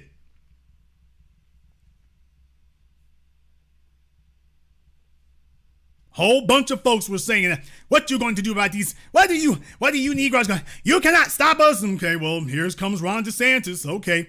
Can you come and give us some help? Can you come and help us? The situation is dire. Yes, I understand that. It certainly is. Dire is a good word for it.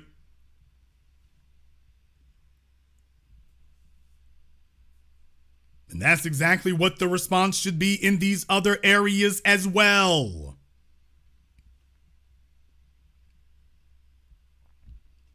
Remember a couple of years ago when this was happening down there in Del Rio, Texas?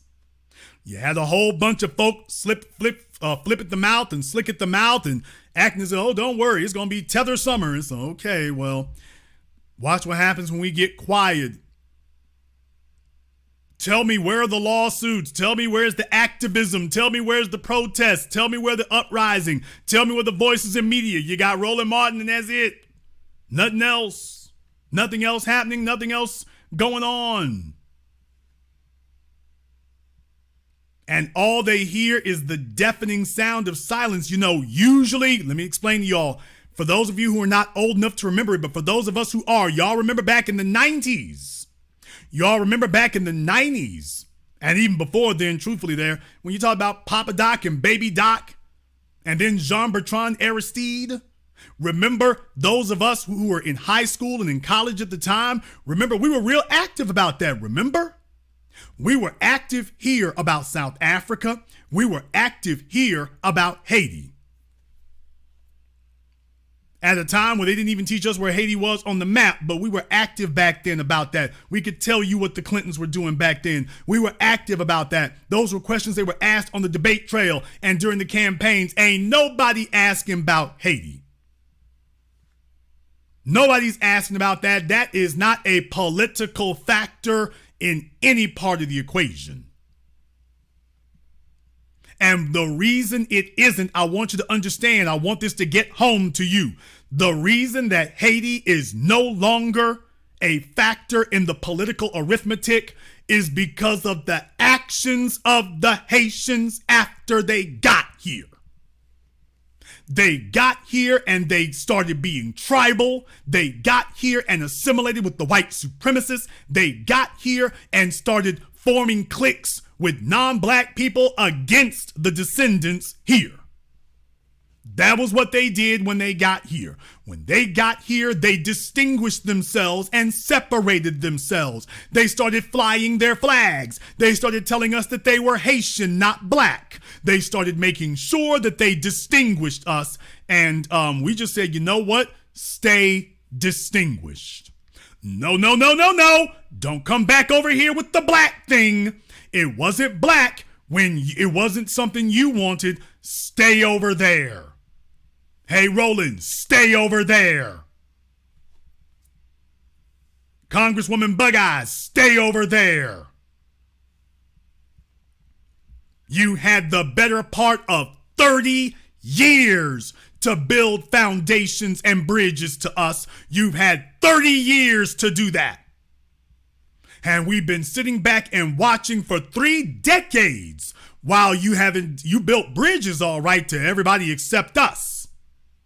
You made it a point not to do that. We are saying keep that energy now. It was only a matter of time before the situation broke down again and you gonna be back over here looking for assistance. And what you found is the deadliest thing in the world. You found the overwhelming sound of silence. Nobody's talking about what's going on with you. It's just another day of hell in Haiti. That's what everybody's saying. Oh, well, that's just them. That's just what they do. You're not getting the Ukrainian treatment. You're not getting the Afghan treatment. You're not getting the Mexico treatment. You getting something else. You getting something else. And if Donald Trump reacquires the reins of power in America, and if Donald D sits up here and says, hey, we're going to go around and round them all up and get them all out, more silence. More silence.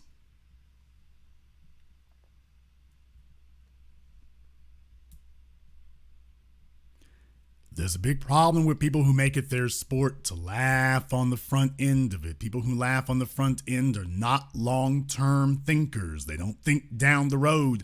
But then again, people who would get up and abandon their birthright, by definition, are not long-term thinkers. We understood that we were not going to solve the problems of America in Africa. That is why we have always stood our ground. They think they're going to solve the problems of Haiti in America. No, that's actually a lie. They're not trying to solve anything in Haiti. You know why? Because when them niggas get over here, first thing they do is find them some weed, find them a white woman, and then Haiti becomes a foreign concept. It's the damn truth, and everybody knows it. You don't have any of these folks over here talking about what needs to be done in Haiti. You have some foreign ambassador talking about we need to get the situation settled. What about the hundreds of thousands, if not millions of people who have fled from there? Notice they ain't trying to clean Haiti up. They're not trying to clean Haiti up. They're not trying to get Haiti fixed. They're not trying to lend their strength to the cause. They're not trying to get that situation straightened out. They have abandoned Haiti. That's why, I'm going to say this next part right here and you ain't going to like it, but I'm going to say it. That's the reason why the Dominicans don't want the Haitians coming over where they are. Damn! What? Damn!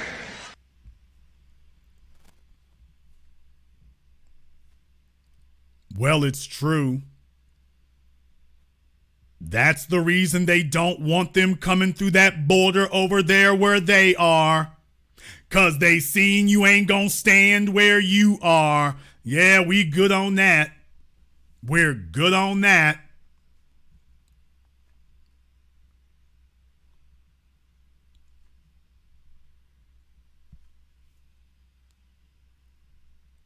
However, some of you might disagree. Therefore, the telephone lines are now open. And the number is 646-787-1933. That's 646-787-1933. Your personal access code to the blackest radio program in existence, the only one of its kind on planet Earth today. And as always, you are welcome to join us. Big shout out here to my man, Mr. Steve Mayfield. Thank you very much for contributing to Super Chat here. For everybody here, we got YouTube to straighten out our monetization here on the channel and stuff. So the Super Chat is back active if you choose to use that. We're still working on the Cash App thing. Obviously, there's chicanery and foolery going on, but we have gotten at least the monetization straightened out here. So thank you to everyone here who has contributed to the program on PayPal, Super Chat, Venmo. Thank you very much for your support. We appreciate that. It's big business. It's big business, and being a coward and fleeing, that can be big business too. That can be big business too. You said I'm guy firing on all cylinders here tonight. By the way, one more thing, just to make sure you got everything else taken care of here. We're going to get to the telephone lines. But before we do, we're going to take a very brief interlude here to remind you all. We've grown up in a sea of white supremacy. I think that what slavery did for us is it created this sense that the white man's ice is colder and that we want to have a seat at that table and not a seat at our own table. At LSU, we never had a conversation about the business of sports, about the money that's made. They don't want to have that conversation because you have that conversation, that's what creates movements. Most people are miserable. They're depressed. They hate their life. Why do people hate their life? Because they're doing things they hate. Because they feel like they're scared they can't pay a bill. George Soros probably said it the best, and he said that when he was broke, nobody listened to him, but when he broke the banks over in Europe, he was able to start talking to the heads of state. Are you listening? Is this thing on? Let me tell you about the record industry. You walk into a major company, they got some of the prettiest women. You want some Perrier, you want some water. What do you need? The ones they got you, they're just like that. What have you done for me lately? A lot of those athletes in college, 99% of them will not make it to that high level NBA, WNBA, NFL. If an artist is not a puppet, he's not going to be pulled to the top. It's the bottom line. Friends is friends and business is business. Never intertwining.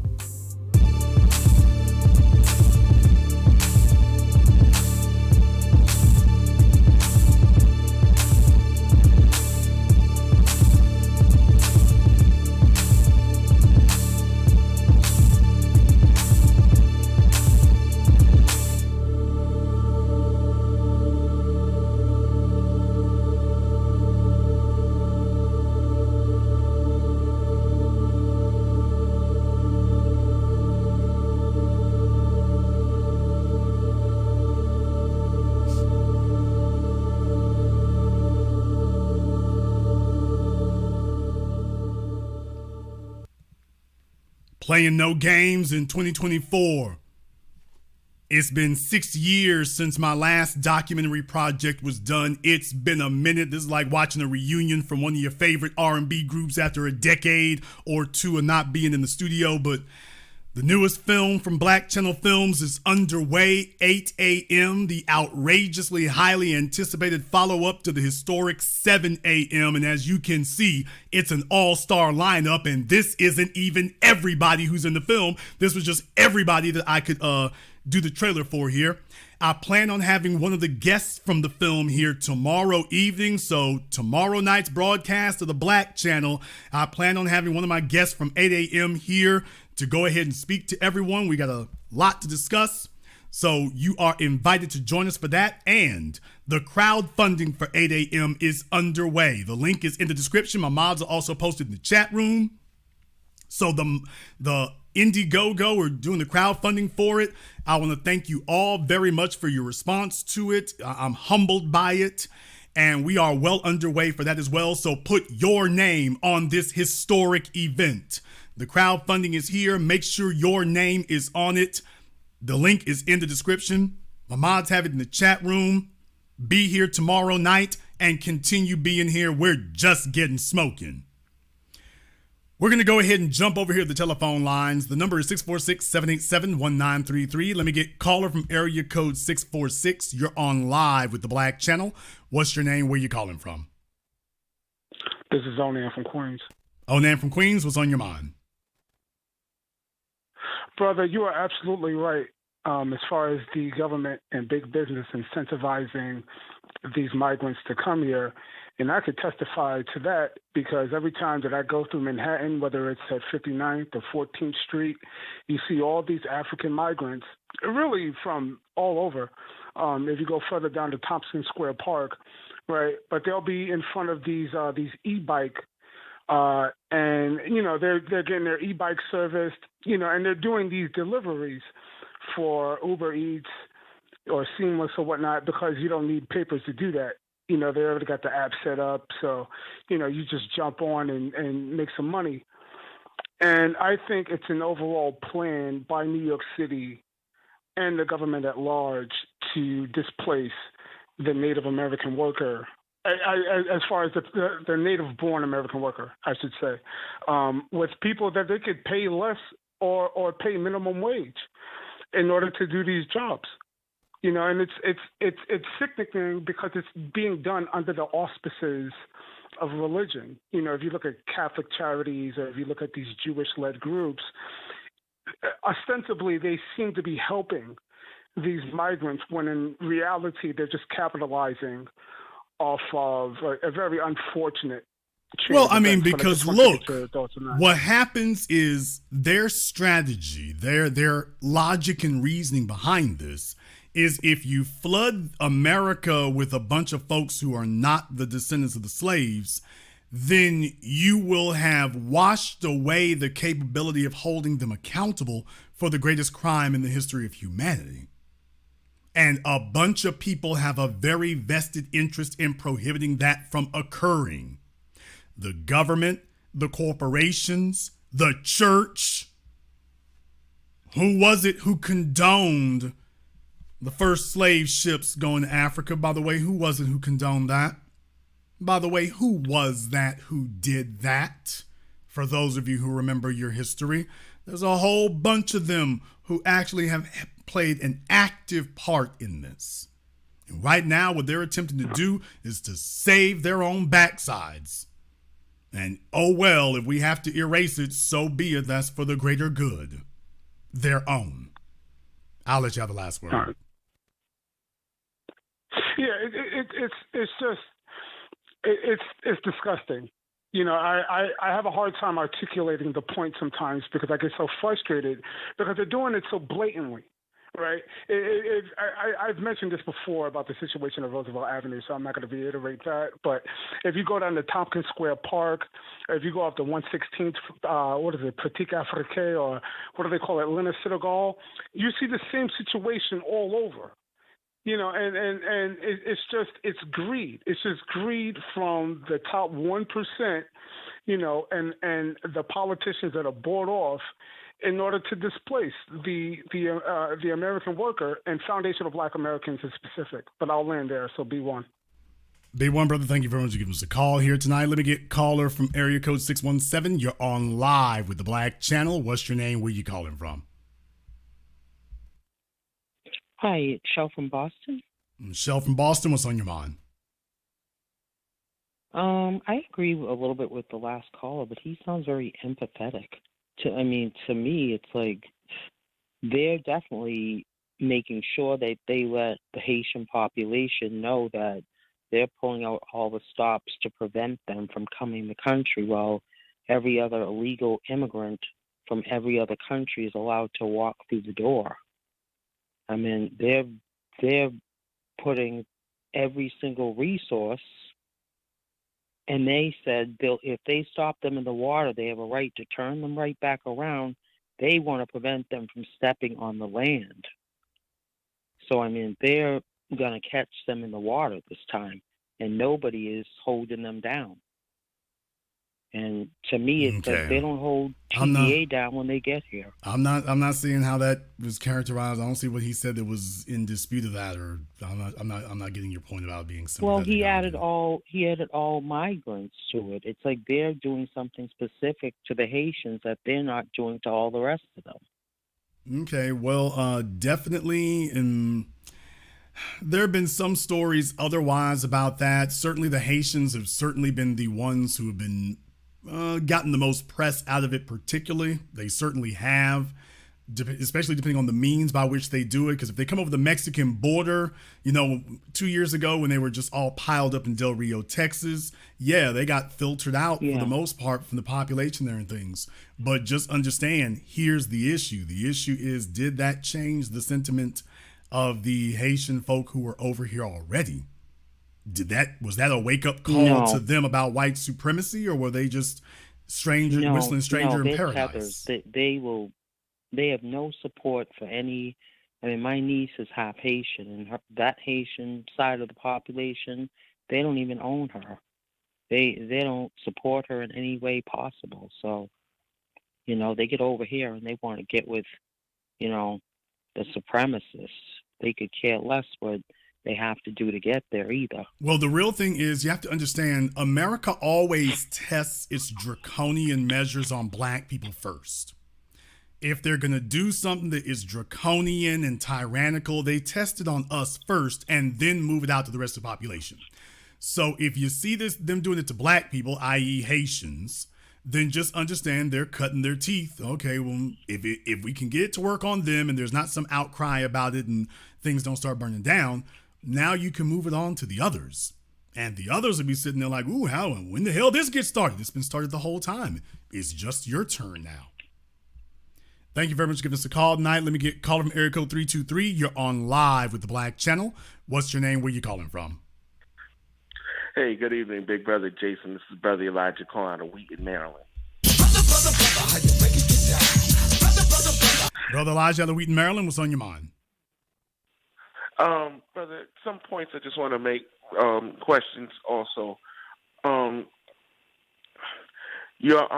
With the whole thing of when you mentioned earlier about New York, I'm originally from New York originally.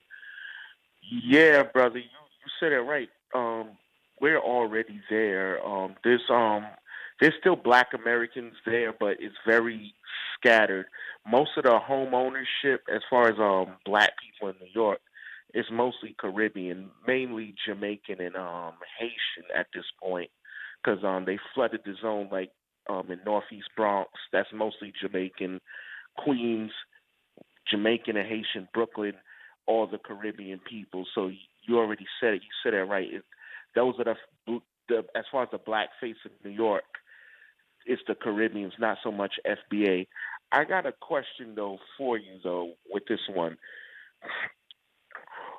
Because I never understood this in my years of living in New York. When a lot of our brothers and sisters came abroad, came from their other countries, and then they would come over here, why and where did that contempt they have for the same people who was fighting for them to come here, and we was making it a political issue? We was talking about their issue more than our issues here in America at one time. Why did they turn around and have the contempt for us and not the actual people who put their countries in dire straits like that? Yeah, I mean, look, the bottom line is that we learned about Caribbean history, Haitian history, African history. We learned about it, but we learned about it in a very superficial way. We learned about the events, but we did not learn about the culture of the people experiencing those events. So what happened was we were left without that dimension of the story. And so we wound up romanticizing these places. We romanticized Jamaica, how Stella got her groove back. We've romanticized these places. We've romanticized their ideas, their perspectives on us. All the way back to Garvey and before then, we romanticized it. And what's happened Yes, is sir. a century of this erroneous idea of romanticizing these places and creating a Jamaica that never existed, or a Haiti that never existed, or a South Africa that never existed, or a Nigeria that never existed. And this generation is just now asking questions that before now were never asked. Yes, Malcolm X may have visited these other countries, but we never bothered to ask ourselves, by the way, how much reciprocity did Malcolm X get? We didn't ask that. We felt that simply because he or we were allowed to visit those places, that was Pan-Africanism. That we can go visit them and they take our money and so on and so forth. And the bottom line is now we started asking deeper questions about, by the way, we've been waiting for that reciprocity thing.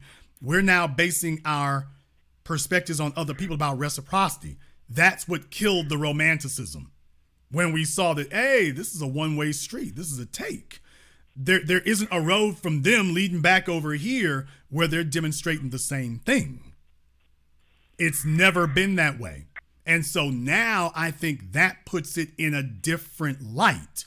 When you talk about why is it that Marcus Garvey couldn't get Pan-Africanism off the ground in Jamaica? Because a century later, we're saying the same thing that Garvey was saying back then. They don't want it. Yes, sir. It's a century later, and we're saying the same thing today that Garvey finally had to break down and admit a century ago. His people in Jamaica don't want it. Well, guess what? It's the same thing in Haiti. They don't really want that. Well, we're talking about they don't actually want it, and we romanticize that all these other folk the white supremacy is global, so their experiences, common sense will tell you their experience should be ours, and their response should be ours. No, it's not. No, it's not. You take a look at the all these former British colonies. You take a look at Jamaica and these places here that fancy themselves as dark-skinned Britons. And that's the situation to take a look at there. You take a look at Haiti. I got to tell y'all, you sit up here and tell yourself they're not French people. Are you sure? Are you sure? Are you sure they don't see themselves that way? Are you sure they don't see that last 100 years of reparations to France? Are you sure they don't see that as a positive thing? We need to start asking ourselves some uncomfortable questions. Actually, we've been asking it, and we're seeing how the math breaks down. They got more animosity towards us than they do towards the damn French. Yes, sir. I'll let you have the last word. No, thank you, big brother, for tonight's program, because look, I even myself, I'm a divorced man. I was married to a Haitian woman, and in my own past, and until the new black media came, I didn't have these questions before. And then when I saw the selfishness from her alone, and then when I started seeing how her and her other brothers and sisters get down, I'm not putting them down or nothing, but now I see why their homeland is in shambles like this. Because when they come over here, they have that same mentality. I got mine, you got to get yours, and everything like that. And none of them are based on teamwork and everything like that. And I'm happy that the brothers and sisters here are putting a stop to that. You either with the program or you're not. So, hey, be one, brother. Well, first, brother, thank you very much for giving us a call here tonight. Yeah, I mean, how are you going to have a unified front when everybody's saying every man for himself? They jumping out the planes, they jumping out the windows, they jumping in the water, and it's every man for himself. Damn the women and the children, damn cohesion, damn the soil we came from. Is every man for himself? How do you form a coalition with someone whose core principle is every man for himself? That's a question that we should have been asking a long damn time ago and had the guts to. We finally have the courage to ask it now. By the way, we're seeing that your core principle is every man for himself. Can't really form a coalition with somebody like that. Call from area code 415. You're on live with the Black Channel. What's your name? Where you calling from? That's Marcus from San Francisco. Marcus from San Francisco. What's on your mind? I have a question. I'm trying. I mean, we can all, even the olders, we all can admit what you just said was true, and a lot of other stuff you said over the years has been true. I have my auntie, for example. She has 3 kids. All my cousins, various ages. I'm the oldest, of course, but I'm trying to get them to, they especially the boys, they listen to you, but I'm trying to get her to, to, even though I have her listen to your program, listen to parts of it, she rejects all of it. It's like she looks at you as like a troublemaker, and it's like I'm trying to get the kids are so confused. It's like they know it's true, but I don't want to seem imposing, or should I impose it on her, or should I just leave it alone? I don't know. Brother, she's a grown woman. You can't make a grown woman do anything she doesn't want to do. If she wants to be a mammy, she's a mammy. That's it. Everybody said, just remember, Dr. Frances Cress Welsing once said that white people play dumb about racism and black people play dumb along with them. And if you got somebody who wants to play dumb about this, then just understand they can play dumb. These other folk ain't gonna play with them. That's the way that goes. She can play stupid, but these other folks aren't gonna play stupid with her. So in your case, brother, don't waste your breath. Don't waste the sweet breath of life on somebody who understands, but is showing you that they're simply hostile to what you're saying because there may be implications to it. Let me explain something to you. The real reason why our Black empowerment movement is so distasteful to some people is because we telling them there are responsibilities that come along with this. You can shake your ass, but you're going to need to have some responsibility. And if you're dealing with somebody who thinks that we're fighting for them to get a free welfare check or something, no, we're not. No, we're not. We are fighting for Black empowerment, but empowerment has inherent responsibilities in it. And if she's lived her life in an irresponsible way, everything we say here is going to be offensive because she's like, wait, she would actually prefer that white folk run her life, which is what they count on. See, there's been the real problem. The reason why you cannot have a Black Wall Street that is viable, America does not want to allow that, is because a viable Black Wall Street will institute our rules. I want you to understand, in the American body politic, that is regarded as a shadow government. And we witnessed this before. When you go into Chinatown, that's a shadow government. The Italian mafia literally called itself a government. And what is a government? The people who make the rules and divide the resources. So if you got Black people who set up shop and there's somebody in, just understand, this goes back to your religion. There's a reason why when the communists move in, the first thing they do is destroy the churches. Because if a person believes in God, then that means they believe in somebody who has more power and authority than the state. That means that you don't answer to the president, or you answer to the president only if God approves of what that president is doing. Well, then what you've just told that president is that he's not the supreme power. There's somebody above him. A government cannot allow that. So the first thing the communists do when they come booming into town and come setting up shop, all right, them churches got to go. There's nobody above Chairman Mao. There's nobody above Vladimir Putin. You still got churches around there. Yeah, they don't run nothing. First thing they do, all right, that got to go. And so this is the same thing. It's the same thing here. There can't be anything above that. You have something that is above that? Oh, no, that's a problem. Black folk having a structure that is above the white secular government? That there's a Black person that you are more afraid of than the police or the mayor or the president? You're more concerned about them than the president? Oh, no, bring that nigga here.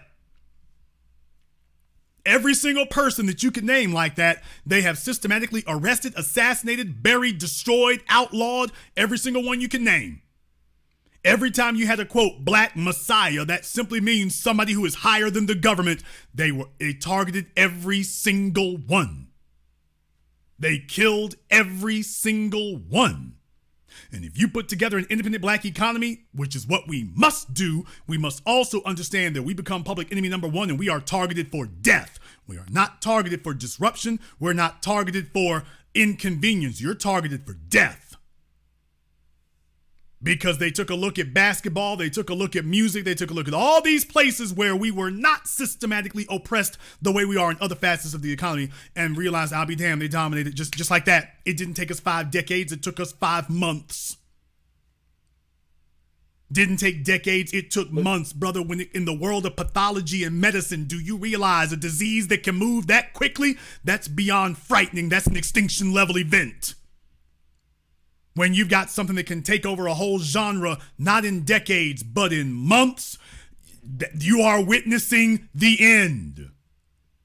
You're witnessing the end. Now imagine us being unencumbered in the economy, moving the way we have in sports and music. Imagine that. They've already imagined it. That's a nightmare scenario. They're like, oh, this absolutely cannot happen. It can't happen. Take a look at how we moved in the illegal businesses.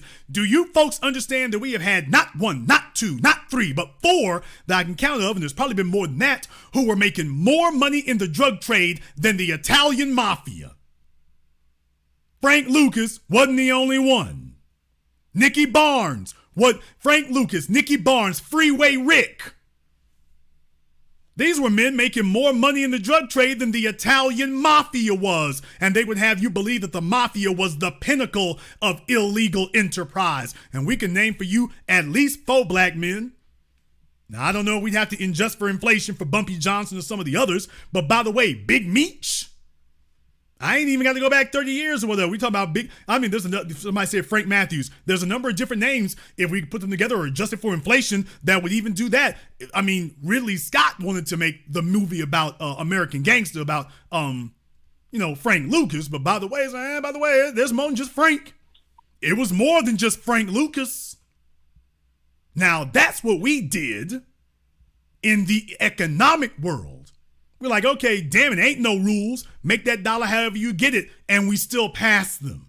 Even with the police, even with the FBI, even with law enforcement and everything else. And we still pass them. Don't you know they know what we gonna do? They know what we're going to do. And that's why all of their efforts are concentrated on preventing that from occurring. They know full damn well it is a lie to sit up and say we just gonna party and BS. If they were worried about us just partying and bull jiving, they would leave our economy alone. If they truly believe that we were intellectually inferior, then there's no need to oppress an intellectually inferior individual. He ain't never gonna make it. They don't go around oppressing deer. There's no reason to oppress us if that's the case. The problem is, it's not the case. That's the lie you tell. They know full damn well, I'll be damned. If they are allowed to do this, it's over. And if the people who run that economy, the proletariat, the common black person has more fear, i.e. more respect for that black person than they do for our secular government, it's game over. That's the reason why. Can't be allowed. I'll let you have the last word. Oh, I appreciate your explanation, but do you think that she just wants to see? I mean, or because she's not the only one. She's just the closest one. Do you think that they want to see their kids fail? Because that's bad advice. It's like the advice you give is great, and And she won't work with them. She won't help them in any way. So it's like, do they want to see them fail? Do they want to see the extinction, or is this about something else? They know. I'm not going to say. I know they know. I will not say that they want to see them fail. I will say they are indifferent, which is probably worse. I think if you think about it and mull it over for a few moments, you'll realize, she's really kind of indifferent about that. Let me ask you something about old girl. What does she do for a living? Retired. She got. Yeah. Yeah, well, it's true. Yeah. How old is she? Yeah, damn, it's like 60. 2, I believe. Old niggas. So yeah, brother, at this point right now, everything we're talking about reminds her of what she didn't do when she was younger, what she didn't build. What is she passing on to her children? Knowledge, if you ask her. Nothing else. Uh-huh. I know where you're going. Yeah. Alrighty then. Yeah, there you go. There you go. Brother, I mean, it's... Nothing to pass on. What more can I say? And all she hears from us is every mistake she's ever made, and it is banging on her conscience. Yeah, she took care of herself, and now she's telling the kids, well, you take care of you. Under That's exactly what she said. Under a system of black empowerment, I want everyone here to understand something. Under a system of black empowerment, there will be accountability. I want everyone to understand there is no definition of Pan-Africanism, black empowerment, or anything else, generational wealth that does not come hand in hand with accountability. You will be held accountable. If we establish the reins of power, you will be held accountable. You see, under white mommy and white daddy, you're freed from accountability and responsibility because that makes you a useful tool of servitude. You don't have accountability, you just have tasks to perform. And you can do a great job or you can do a sloppy job at it so long as the job gets done. Under us, oh, she would be held to a standard. You see, let me tell you something. The most powerful thing is not a law. The most powerful thing are cultural practices. Listen to me very, very carefully, folks, when I tell you that. The most powerful thing are not written laws. The most powerful thing are cultural practices. White supremacy is a cultural practice that transcends all written laws. When you take a look at Asian society, they don't really need tons and tons of written laws on the books because the cultural practices are the police force and are the laws and are the punishments. Individuals like her, the point I was making is that she doesn't want us to rise above the white government because she understands I'll be accountable to them. They are going to hold me to account. They're going to call me out for what I haven't done. I'm going to be a laughingstock. I'm going to lose status. I'm going to lose credibility. My own children will not respect me because black empowerment becoming the culture will hold her accountable for what she has not done. She don't want to have that conversation. If she's listened to me for any length of time, she's heard that before. And she's telling you she has a problem with it, but she can't quite tell you what the problem is. She knows exactly what the damn problem is. Oh, you's a lazy ass old heifer who ain't did nothing and doesn't plan on doing anything. And you lack accountability. No wonder. That's why she doesn't want to listen here. And she doesn't want you letting the young folk listen here either because they're going to start asking questions I did. Probably one of them already asked her, hey, grandma, can I take a look at you from about 30 years ago? You got a picture of you from when you were 30? Now, these old niggas, when y'all used to ask them that, they used to be, why, show, take a look at that. They break out the photo albums, they skinning and grinning, cheesing. Then you noticed over time, now they start listening to me, now they start asking y'all why you want to see that. What do you need that for? Notice that y'all been letting me know their attitudes about that question have started to change. They used to be glad to throw that out there. Now, some of them get real hesitant, real cold feeling. Well, why do you need to see that? Try that one for yourself, brother. See if she'll go ahead and break that out. I got a feeling it'll go in another direction. Thank you very much for giving us a call tonight. Let me get caller from area code 412. You're on live with the Black Channel. What's your name? Where you calling from? My name is Renee. I'm calling from Salisbury, North Carolina. How are you, Jason? Renee, what's on your mind? Well, Jason, I just wanted to let you know, I'm going to let everybody know, I have a family member who works on a hill, and this chirping that is going on right now, what you're talking about, is so true. And we had a discussion in December. He was telling me, yeah, what they're not looking for, they're looking for us black people to vote for other people to get in. We are not their main concern. They know, corporate knows, the government knows, everybody knows. If you bring other people in to influence inside the country, they're looking for a new voter block. everything. And I was sitting here talking to him in December. I was like, this is crazy. This is so crazy. So Anita said, we have to really, really understand. We understand what's going on, but it seems like nobody else is listening. It seemed like, because he told me the CBC's not going to listen to us. He told me by fact, they're not. They hear us, but they're trying to block us out. So I don't understand. They're trying to take jobs from Americans, bring new people in, give them this. The influx is crazy right now. Just understand what they're actually doing as a result of that. What you're saying, what you all are really reacting to is that, damn, this is like a blitzkrieg. They just taking off all the pretenses of doing anything different. They're just bum rushing the door. I've been saying this now for the better part of a decade and screaming it for the last 5 years. They want to, they are executing the South African apartheid strategy now, but it is imperative that they speed up the timeline so that they can be in control of the landing. It's already coming down. They're already on their way to being a numerical minority. The only thing they can do now is attempt to control the rate of descent and how hard they land.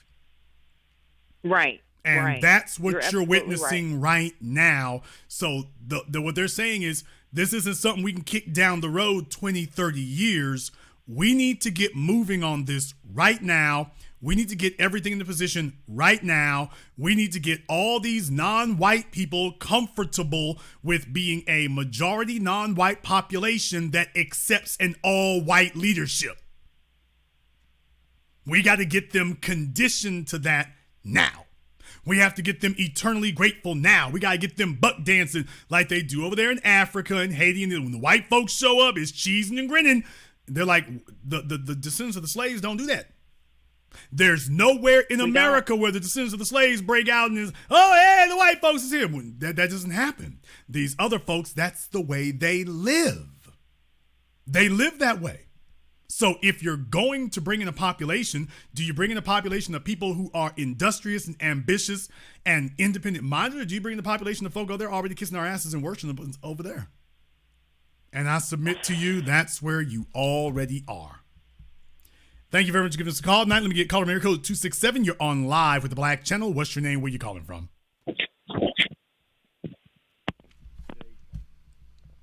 Okay, caller from area code 267. Last try. You're on live. Jay calling from Philly. All right, Jay from Philadelphia. What's on your mind? Yeah, hey Jay. I'm here, and what's on my mind is that I'm seeing these immigrants everywhere. Granted, we don't have it as bad here in Philadelphia as, let's say, in Chicago or New York. But like my question to you, brother, is why are we not endorsing Trump at this moment if he's the one that's vowing to fix this problem and knowing that he has a track record of fixing it? I'm afraid that the olders, the ski-wee feminists, and these tethers are going to show up in large numbers for Biden. And if we just stay home and not participate, I mean, we may have another episode of the 2020 elections or these midterms that just passed where the Democrats still gain power or they maintain power. Okay, well, so everybody is free to vote their conscience. Now, people are free to vote their conscience. Here's my stance on it. I do not endorse politicians. I endorse policy. And the policy that I endorse is black empowerment. Now, while I may agree with Trump's stances on some things, Donald Trump has not espoused a black agenda. It's not enough that you just boot the illegals. Well, that's not a black agenda. That's not a black agenda. What are you going to do for us, specifically the foundational descendants of the slaves? What are you going to do for us? Because please understand and please remember now, Donald Trump's record towards us is not one to necessarily brag about. And I'm not even talking about the Central Park 5. So yes, on this one issue, maybe we do have some convergence on this one issue, but one issue does not a political endorsement make. How does what is his stance on black people in general? Now, that's the thing that needs to be sussed out. I don't vote for politicians. I vote for black empowerment. And that doesn't require a politician to run around with the black fist or wave a flag or, sing I'm black and I'm proud. That doesn't require that. What I'm saying is, by the way, Jewish people know what they're going to get from who they vote for. Asians know what they're going to get from who they vote for. When it comes to black folk, it's a whole bunch of weird, vague, general talk, and we don't know what the hell they're voting for. We don't know what the hell is being offered. So one particular policy point, that's a good start. But the thing is he doing that for us or is he doing that for him? Do you see what I mean? And if he's not doing that for us, what I'm saying is, as black folk, we have to be more sophisticated. We got to look for the trick bag in everything. So as far as the candidates go, for Biden, it would be, for Donald Trump is a no. For Biden, it's a hell no. Trump is going to have to do a whole lot more to convince me of that. And he's not going to be able to sit up here and act crazy and stupid and this, that, and the other. He knows how to talk to them white supremacists to get them on board. He knows how the hell to talk to us.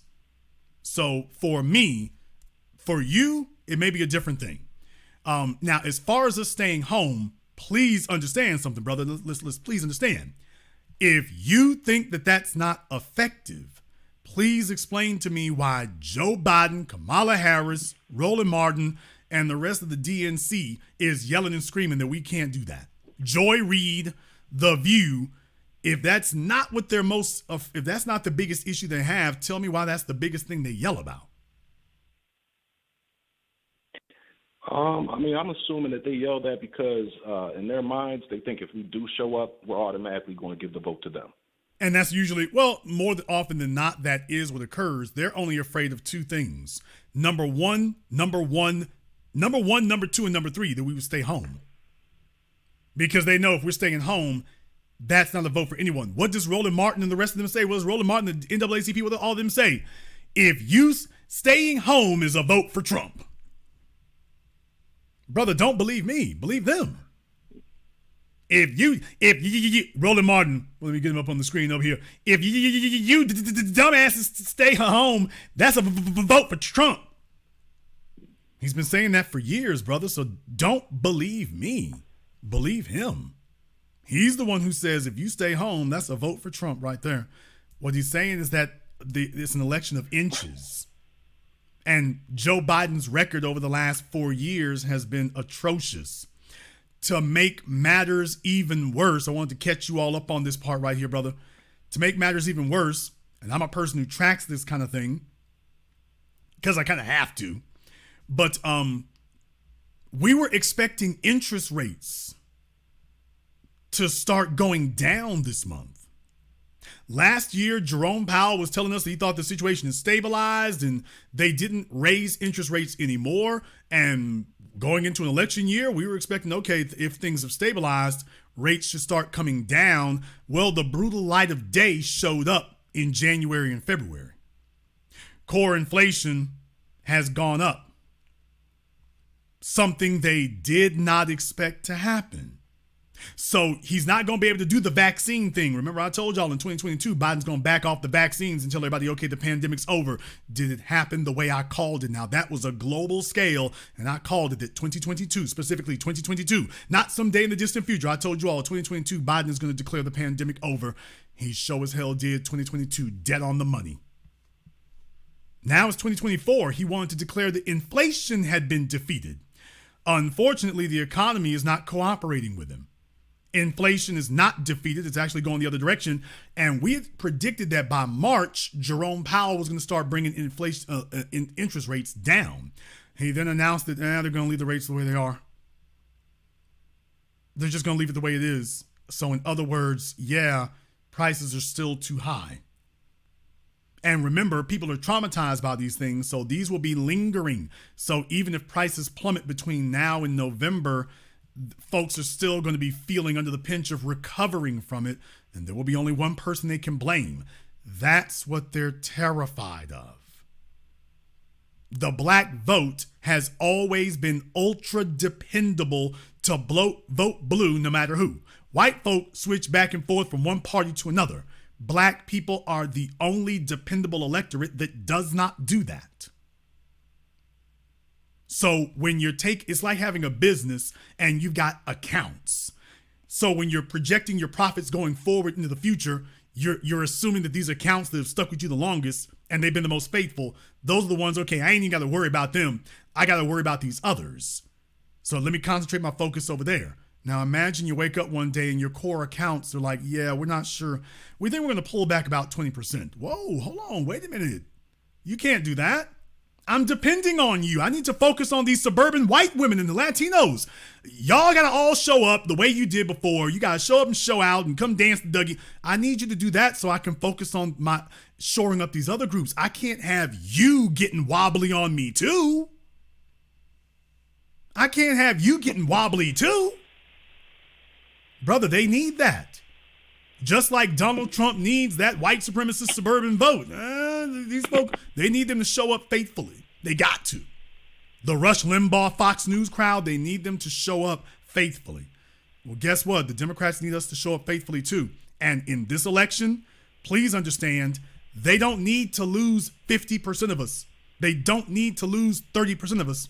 They don't need to lose 25% of us. They just need to lose 10. They just need to lose 10. You lose that in Georgia, you're done. Michigan, you're done. The election is over in Georgia or Michigan. You lose that, you're done. And if you lost both, oh, it's already over. It's already over. So please understand, brother, when we talk about that number, they say, well, you're wondering if we don't vote, is that enough? We don't need 50%, just 10%. That's it. That's all. And now they have an even bigger issue. They're worried about the fact that there's not many of us registering to vote. You put all that together, brother, the math comes out to a nightmare doomsday scenario. Or at least it's going to be a white knuckle event all the way to November. But let me please be sure about this, and then I'll let you have the last word. It is not my job to get Donald Trump the vote. It is not my job to endorse Donald Trump. It is if he's running for office, it's his job to convince me that he's the person I should vote for. That's his job. That's why he's a candidate. And this idea that the candidates need to just show up and flick us a crumb or give us some indirect benefit. Stopping the illegals, that has an indirect benefit for y'all. Like, okay, well, wait a minute now. That's the best we can get is indirect benefits, brother. Just understand, if you settle for that, then they'll do nothing else their entire time. And that's the trick bag we've been falling into with the Democrats for 5 decades. They give us one indirect benefit that they can revoke later, and then they'll spend the next 5 decades and do absolutely nothing else. And that indirect benefit went more to their benefit than to ours. And so we just sitting here screaming the rest of the time, hey, you ain't did nothing else. Well, I mean, I did that first thing you asked for. Yeah, but I asked about 5 or 6 things. Well, I took care of that first one. Let me get a plan and a commission together for those other 4 or 5. No, we got to get our promises up front. We got to get our policies and commitments up front. Yeah, I heard you about the illegals. You need to do more. Well, y'all asking for too much. They never say that to gays. They never say that to Jews. They never say that to Arabs. They never say that to Latinos. But when it's us, we asking too much. Y'all just need to take this crumb off the table and we renegotiate the rest later. They got us with civil rights with that. So this is why, no. He heard us. It's like, yeah, you got to do better than this. Yeah, that's one thing, but you're gonna deal with the illegals no matter what, Mr. Trump. I don't have to negotiate with Donald Trump over the illegals. He's gonna deal with them no matter what. We better have him on the table and call him out on the carpet to negotiate something else, because he's gonna do this illegals part no matter what. Did you get him to commit to something other than what he was already gonna do? I'll let you have the last word. No, brother, you make a lot of good points, and I hear what you're saying. I guess I don't expect you to endorse Trump. What I'll tell you is, I'm not against him. 4 years old. Let me be clear. I'm not against him. I'm not against him. I may not endorse him, but I'm not telling anybody don't vote for him. So I'm certainly not against him. Do what you like. Right. I've recently registered to vote. I'm an independent, but I definitely have all intentions on voting for Trump this year. I've dealt with these immigrants. I've been to some of these countries that they're coming from. What I do know is that most of them are anti-black, and even the black ones, we all know that they tend to be anti-FBA. So although it may be an indirect benefit, I think it's the best indirect benefit that's on the board. I mean, nobody's really talking about promoting a black agenda. And I understand what you're saying. If they're not, don't vote. But I haven't been voting, and it doesn't seem like me not voting has been helping the situation. So at this point, that's okay, just where I'm at. Then what that actually means is that there's the other part of the equation that you're missing there. We didn't say you sit at home and sit on your ass and fumble and twiddle your thumbs. That's not the agenda. Brother, what's your income? What's your credit score? What is your savings? Those are the things you're supposed to be taking care of in the meantime. Your upward mobility, because you are a cell in the black body. Think of it like your literal body. You get cancer, what is that? A disruption of the cells. If you are a strong cell, you're leading to a healthy black body. If you're a weak cell, it doesn't matter what the president does. So the real thing is, while we're at home, I ain't just sit at home and do nothing. I've been sitting up here working the whole time, and you're supposed to do the exact same thing, no matter who is in the White House. Oh, for sure. No matter who is. So if you're worried that your vote's not doing enough, please remember, the Asians have never had a vote that did anything. And yet they got Peter Liang off, and here come the politicians talking about the Asians this and the Asians that, and statistically, they don't really move no votes. They never have. There's too few of them. Jewish people, same thing. There's not enough of them to move a vote, and yet the politicians come running around to them. Why? Think about that for a little bit. No election required. No election required. Caller from area code 718. You're on live with the Black Channel. What's your name? Where you calling from? Hello, hi. I'm Brooke from Brooklyn. All right, Brooke from Brooklyn, and what's on your mind? You hit on so many points tonight. I don't even know where to start. I guess I'll start with, you are right about how people here don't fight anymore. Like, I was born here, and the spirit here used to be different. And now when we have, and they tested the spirit of New York City when that white man killed the foster child on the train, and black people sat there and didn't do anything. That was the test of their spirit, and they failed. Okay, now right? let me find out here, what train was that and where was it? I'm talking about Jordan Neely. Okay. Yeah, like I say, when they choked him out. Right, and like I say, definitely all those people. Right, like I say, definitely it depends, because as you know, the problem we have in New York City is that it tends to be hit or miss. If you're on a train with a bunch of immigrants, they're used to white folk doing what they do. So whether you got riders or not, it's a toss-up. It used to be very dependable, but the more that this keeps happening, what you're witnessing is a dilution. And this is the result of when you dilute that thing. So everything is a damn toss-up. It's like Invasion of the Body Snatchers. You don't know whether you're dealing with the folk next to you have a context of historical racism and the culture of resistance versus folk with a culture of fleeing. So it's hard to do that math on. Or joining in. So I just can't put it on black folk in New York, because, New York has definitely shown up and shown out on a number of different occasions. I mean, they turned up just to be turning up after, Mike Brown and other folk there just look for New York to start throwing things. So I can't condemn it just out of line. I mean, just out of hat. But what I can say is New York, the point that you're making, whether you realize it or not, is that New York, because of these policies and things, the culture of the black folk has changed, because the makeup of the black folk has changed. Their origin and lineage has changed. That's exactly what I'm saying. And so it's become a toss-up. That's exactly what I'm saying. And then the toss-up, even within the Caribbean culture that was here and that's coming here, or the black immigrants, even back in the day, the black immigrants used to fight. These don't want to fight. They don't want. They're here to get money, and they'll even scam like. I don't know if you saw the article where the African guy was charging his own the illegals was charging his own illegals $300 a night to stay on bunk beds in in the basement of his furniture store. Yeah. So he's sitting there scamming his own people.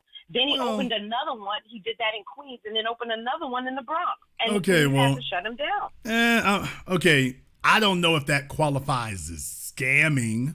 However, I think that we would certainly agree that it qualifies as taking advantage.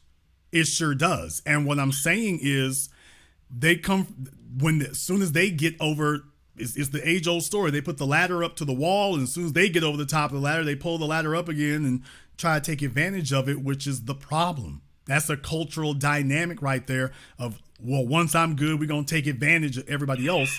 And that's a systemic issue among these groups coming over here, because that's the principle and ideology. Pan-Africanism is forget Pan-Africanism. Just forget that altogether. Pro-blackness, black unity is a concept that is foreign to them. They have no concept of black unity. Hell, they don't have a concept of blackness. It's every man for himself. And as soon as they get over here, it's not hey brother, we work together. No, they're looking to recreate the exploitative dynamic that they had where they came from. Only now he's the guy sitting in the big chair, and all of y'all are benefiting him. And that goes back to what you were saying about the amount of money that's being made. The mayor is being investigated. I don't know how many different ways for money that keeps coming up missing, or money he shouldn't have taken. And that's part of it. Where are the illegals getting $300 a night to pay this guy? The amount of money the comptroller had to put a stop to the mayor's, he has to get an approval before he can spend any more money. He's been so frivolous with the money. They're padding the contracts. It's ridiculous. They just went on a booting, ticketing, towing frenzy here in New York, killing us. We got speed cameras everywhere, and they're giving all the money to the illegals. I mean, look, they've cleared the way for them there. Just like I talked about in California before, when you had the sheriff of Los Angeles talking about they were not going to impound the cars of illegals. I talked about that like a decade ago. Yeah. Black folk ain't. So illegals getting to their job is more important than black citizens getting to theirs? No, you're being targeted. So who in the world put that into place? Now, the problem in New York, though, is bigger than Eric Adams, because the issue there is that with this declaration of being a sanctuary city and whatnot, that wasn't Eric Adams who did that. He wasn't the one who instituted that. He's certainly administering it now, but that was not his idea, and that's not something that that's something he's had to promote and administer. But that existed before him. So there's an issue and a problem in New York, but it predates Adams. I will say that. But he is definitely everything we fought for. They are using him to roll it back. We practically got stopped and frisk again. Every single thing we fought for.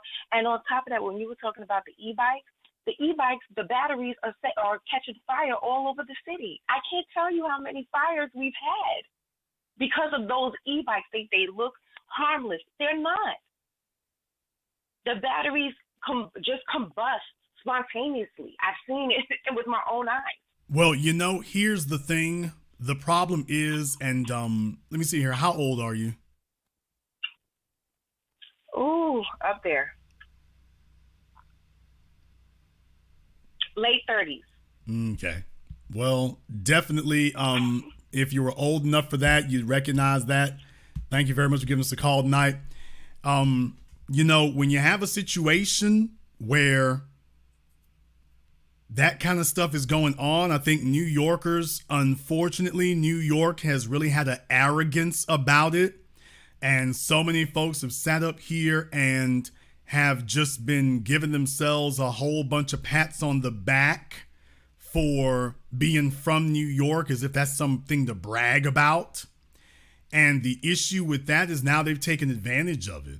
So you're just happy to be from New York, and now they're charging you a premium for it.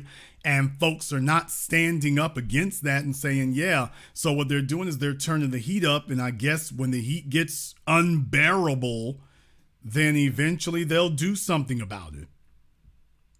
But they've been doing that for a while. That's not actually new. So when they get tired of it, but then again, by the time they get tired of it, hell, for a lot of them, it'll be too late. They've got all kinds of fanciful plans for New York. Let me get caller from area code 417. You're on live with the Black Channel. What's your name? Where you calling from? Good evening, Brother Jason. This is Al from Springfield, Missouri. I've been listening to a lot of all the callers, and I don't blame them, from seriously considering voting for Donald Trump because just this past week, Tyson Foods announced that they're letting go. They're letting go of 1,200 people and trying to hire 52,000 illegals. We covered that at the beginning of the program. And they're getting ready to do it here locally, here in Dexter, Missouri, here too. They're getting ready to let go 500 workers and everything else. They're going to do it right sometime at the end of April 29th. I think it's going to be late April is when they're going to let everybody off and everything else. And they're reportedly going to close their plants because of it. They're doing the same thing too in the state of Iowa and everything else. And it's just. I mean, but look, I mean, they've been doing it clandestinely before. All of this so-called outsourcing, all this General Motors building plants in Mexico and all that, which is supposed to be the kidnapping capital of the world and everything else going on down there, and they got plants in Mexico. What does that tell you? What that tells you is that before now, to get their illegal labor, they had to go over the border to get it. They're just like, screw it now. Let's just go ahead and bring them over the border to us. Save ourselves a bunch of money and everything else. If you have a government that will not prosecute, man, bum rush the damn doors. And what happens is a large outfit like Tyson Foods is not so influential because of its employee count. Tyson Foods is influential because of its profits. That's what makes them influential. Yep. So any place where they have a footprint where they pay taxes or whatever, y'all got to remember, governments only get money from taxes. They don't get it from anything else. They don't invest anything. They don't have stocks and bonds. I mean, they got government bonds, but that is negligible compared to what they get in taxes. So with that being the case, when a government is getting taxes from a large employer, or should we say a large corporate entity like Tyson, that tax base is enough to make a lot of heads turn in a lot of different directions, to turn a lot of heads away from what you're doing, unless you're black. Now, if you were black, there's not enough money in the world to get them to turn their head from what you're doing. But for them, that's enough cheese right there to get everybody to turn their blind eye. It sure is. Yes, right. Yeah, one other thing before I land my plane, this situation in Haiti, I'm not quite yet ready to support this brother named Barbecue, but I'm hoping that the people, kind of follow his lead and get rid of these damn Negro puppets in the Caribbean, because I am sick of them. Really am. My dad was born in Jamaica, and I'm gonna tell you, they're basically are allowing these the gatekeepers to go up there and just take over land and everything else, and take over their sovereignty. And that sister, who got the Haitian her husband assassinated, I wouldn't be a bit surprised if she's a bedwench, because you got a whole bunch of bedwenching ladies, from the Caribbean just looking for white daddy. Yeah, I mean, that's why they give them roles in politics. They give them White House speaker jobs. They give them announcer and anchor jobs in the corporate media. When you turn your TV, whether it's 2 o'clock in the morning or 2 o'clock in the afternoon, nobody is on television by accident. Every single person has been completely vetted and confirmed that they're not a troublemaker. Thank you very much for giving us a call tonight. Let me get caller from area code 469. You're on live with the Black Channel. What's your name? Where you calling from? This is Thomas calling from Dallas, Texas. Thomas from Dallas, what's on your mind? Yeah, Jason, I just want to let the black people know that when it's come to politicians, or your local politicians, or your national politicians, straight up, you got to say, if they want your vote, It's called cut the check, point blank. Don't worry about. I think we get caught up in, well, Trump this, or we get caught up in Biden. No, if they're not offering us anything, hit that couch, because that's been our problem for centuries. We've been going back and forth to Republicans or Democrats, trying to get them to just vote for no reason. That doesn't make any sense anymore. The way they throwing this money around, black people, listen. If they're not giving you any money, stay home. That's what I say. I mean, because it doesn't make any sense to be out here giving your vote to somebody who's haven't even promised you anything, and that's don't make any sense. Anyway. There's my whole point there to the caller who was talking about Trump and whatnot. And I understand. I'm not going to tell anybody not to if that's their conscience. But by the same token, that's the point I was making but he hasn't promised us anything. He's promised himself something. He hasn't promised us anything. And we're not going to be effective until we show the political body that we're going to start demanding specific things. We're not going to turn a blind eye. No, we actually want something for our vote. We sure do. I'll let you have the last word. And I'm going to tell black people this. They're both evil. Trump is evil. Biden is evil. But whoever come with the check, get my vote. I don't care who it is. You could be independent, whoever running, you could be whatever. You cut that goddamn check, because, man, the money they are distributing to these migrants, they can't never say, oh, we don't have the money for reparations. That's a lie. They pulling this money out of, I don't know where they're getting it from, but they're getting it. And they proven that they've been lying all along, that they cutting money, they printing money out of nowhere, out of thin air for everybody. So they can't come with that lie anymore to black folks. Oh, we don't have the money and we can't give you anything. Oh, that's a lie. So yeah, I mean, what they've been doing to black folks for the past few months, man, is waking us up. You know what? This is good, because when our backs are against the wall, we fight more better. I mean, we were asleep, but when they start bringing them our migrants and giving them money, that woke us up, and we need to stay woke.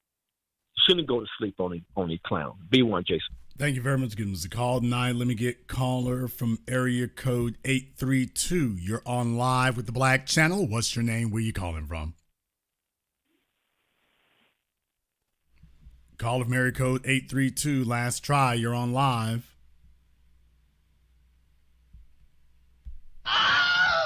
Okay, caller from area code 832 has been abducted. Caller from area code 424. You're on live with the Black Channel. What's your name? Where you calling from? Hello, Jason. My name is Ray. I'm calling from Covina. Okay, Ray from Covina. Where, sir? Oh, I'm sorry, sir. California. My goodness. Yeah, how silly of me. Not Covina, everybody knows Southern California like that. And what is on your mind, Ray? Yeah, I just wanted to share a couple of quick things that I had seen regarding the Haiti situation. I caught an interview on Democracy Now! With a professor, Haitian-American professor named Jemima Pierre. And she had written a piece called Haiti, Empire's Laboratories, what the piece is called. The thing I found most interesting that she was saying is, what's going on down there is, in spite of what you see in the media, I mean, it's chaotic, but at the same time, it's like their chaos. She's saying that there's different constituencies that are there in Haiti that are actually trying to get their act together. The thing that I found most interesting that she said was, and this is quoting her, she said they have a no white approach. They're just done. They don't want to hear from the UN. They don't want to hear from the U.S. They don't want to hear from anybody. They're trying to do this themselves. The other thing that I saw was that I found interesting was there's a fellow named Ray Foote. Hold on a second here. I'm sorry. Hold on. Yeah, Let me sure. back up a moment. Now, you said this woman was from Haiti? Mm-hmm. She's a Haitian American. Yes, her name is Jemima Pierre. She's a she's teacher she's a professor. Got it. And she says that the approach she wants to have is a no whites approach. That's not. She said that's the approach that the people there that are on the ground are taking. The people that they're talking about, like barbecue, but other people that are there that are, that former government employees, people that are, for lack of a better way to put it, they're middle class or whatever the case may be. They're coming together with just the idea that, as she said, that no whites. That's the words that she used. And I'm taking that to mean that they're just really. Here's the thing. On its face, that sounds okay. but I will tell you that that's not really a strategy. Nothing's going to get done unless we back it.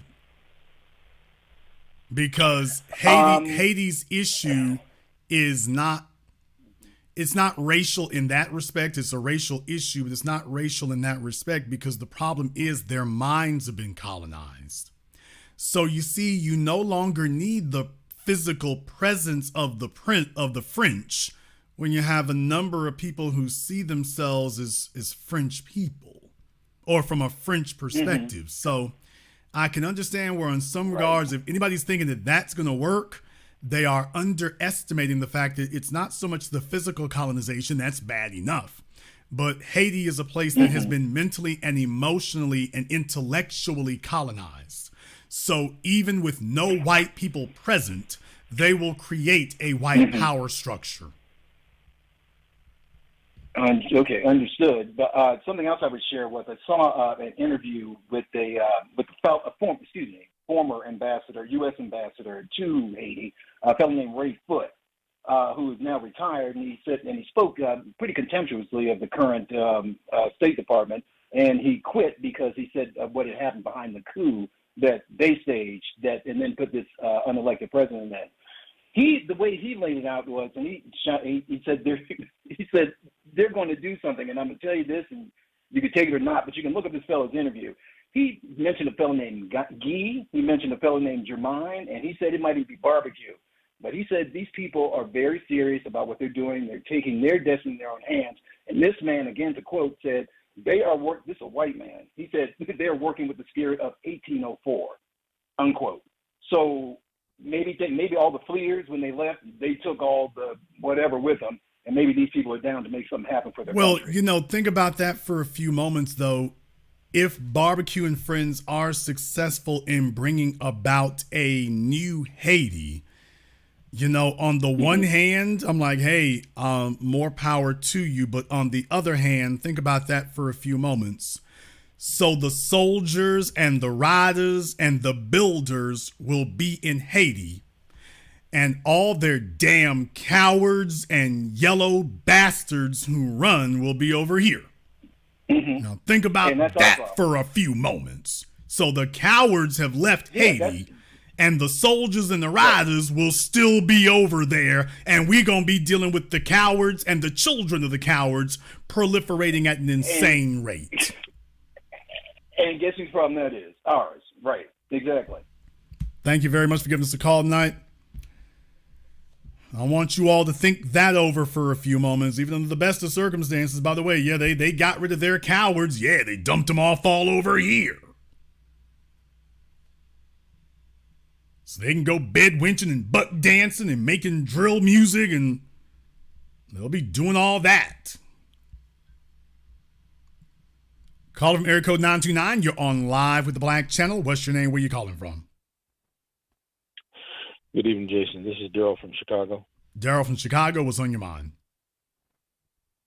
Jason, as always, an excellent broadcast. You made a lot of points tonight, and I want to speak on these two things. One about the first thing, which is the situation there in New York City.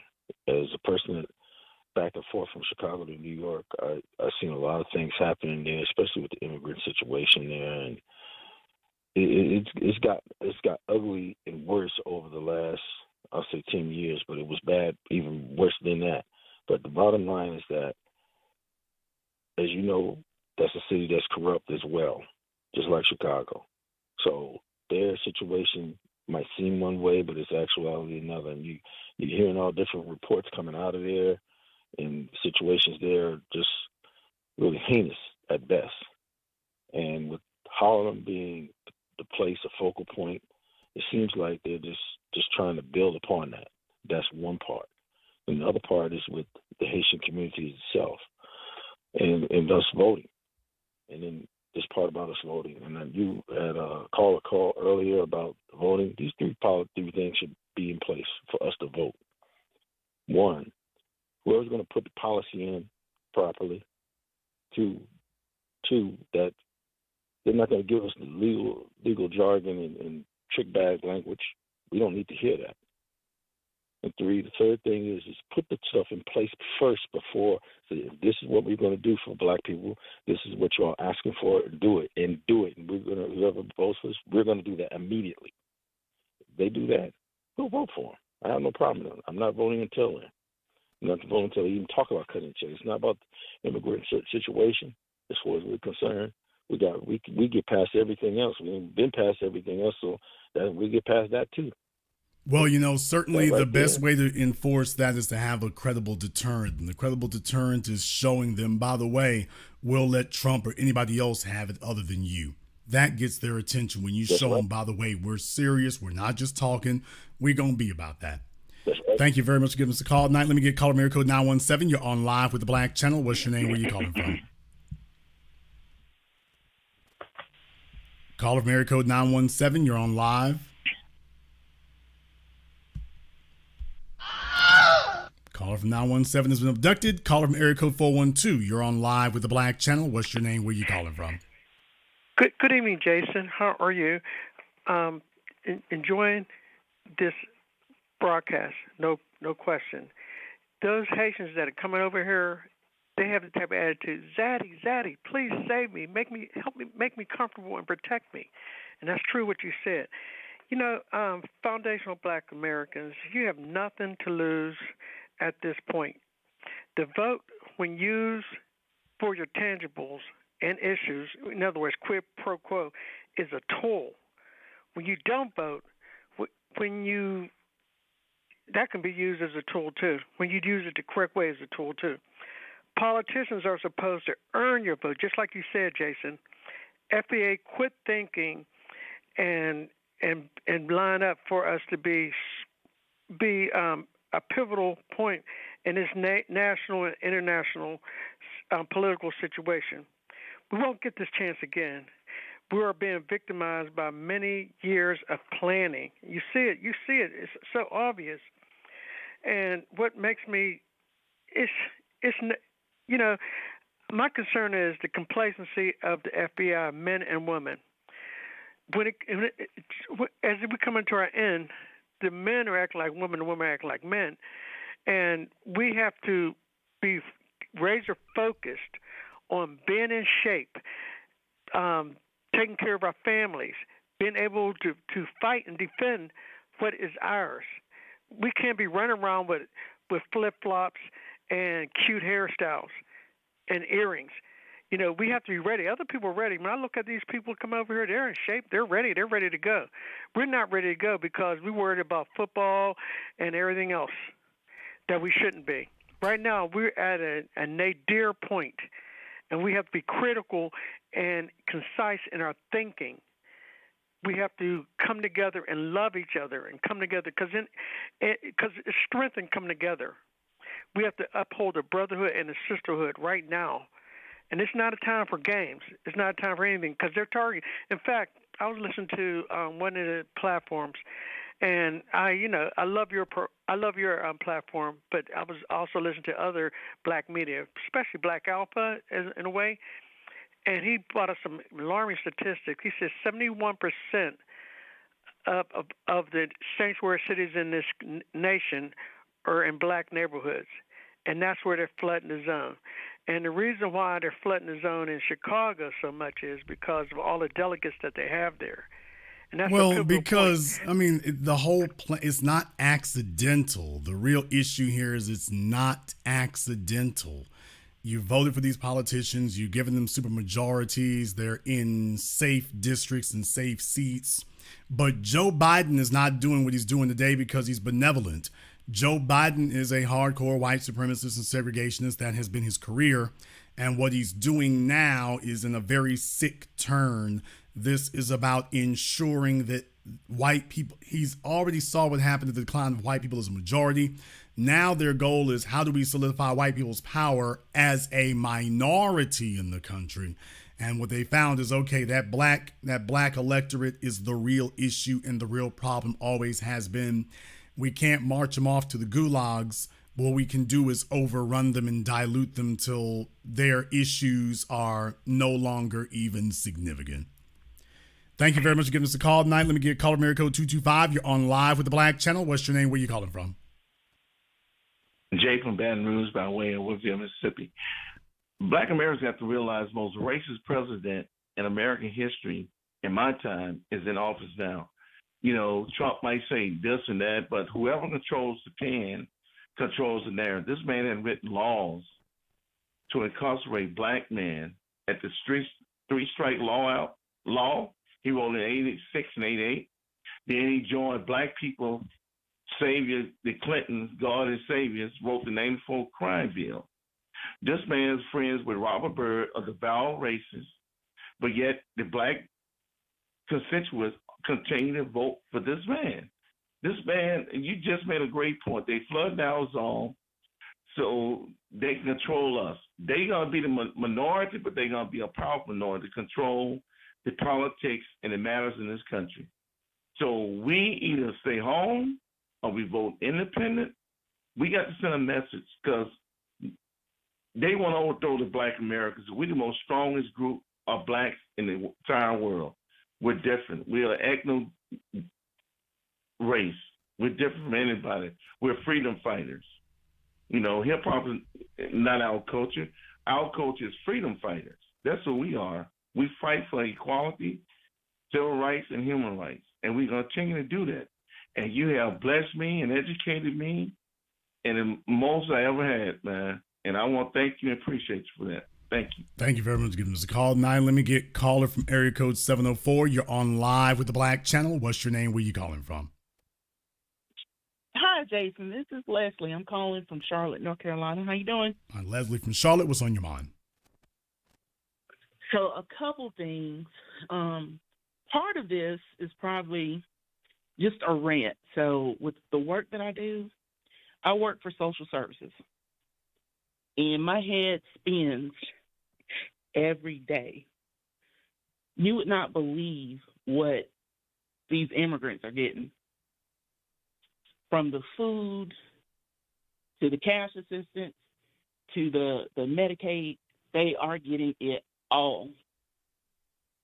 And like, for example, probably just a couple days ago, I was working on something. It was a young sister, 28 years old, single mom.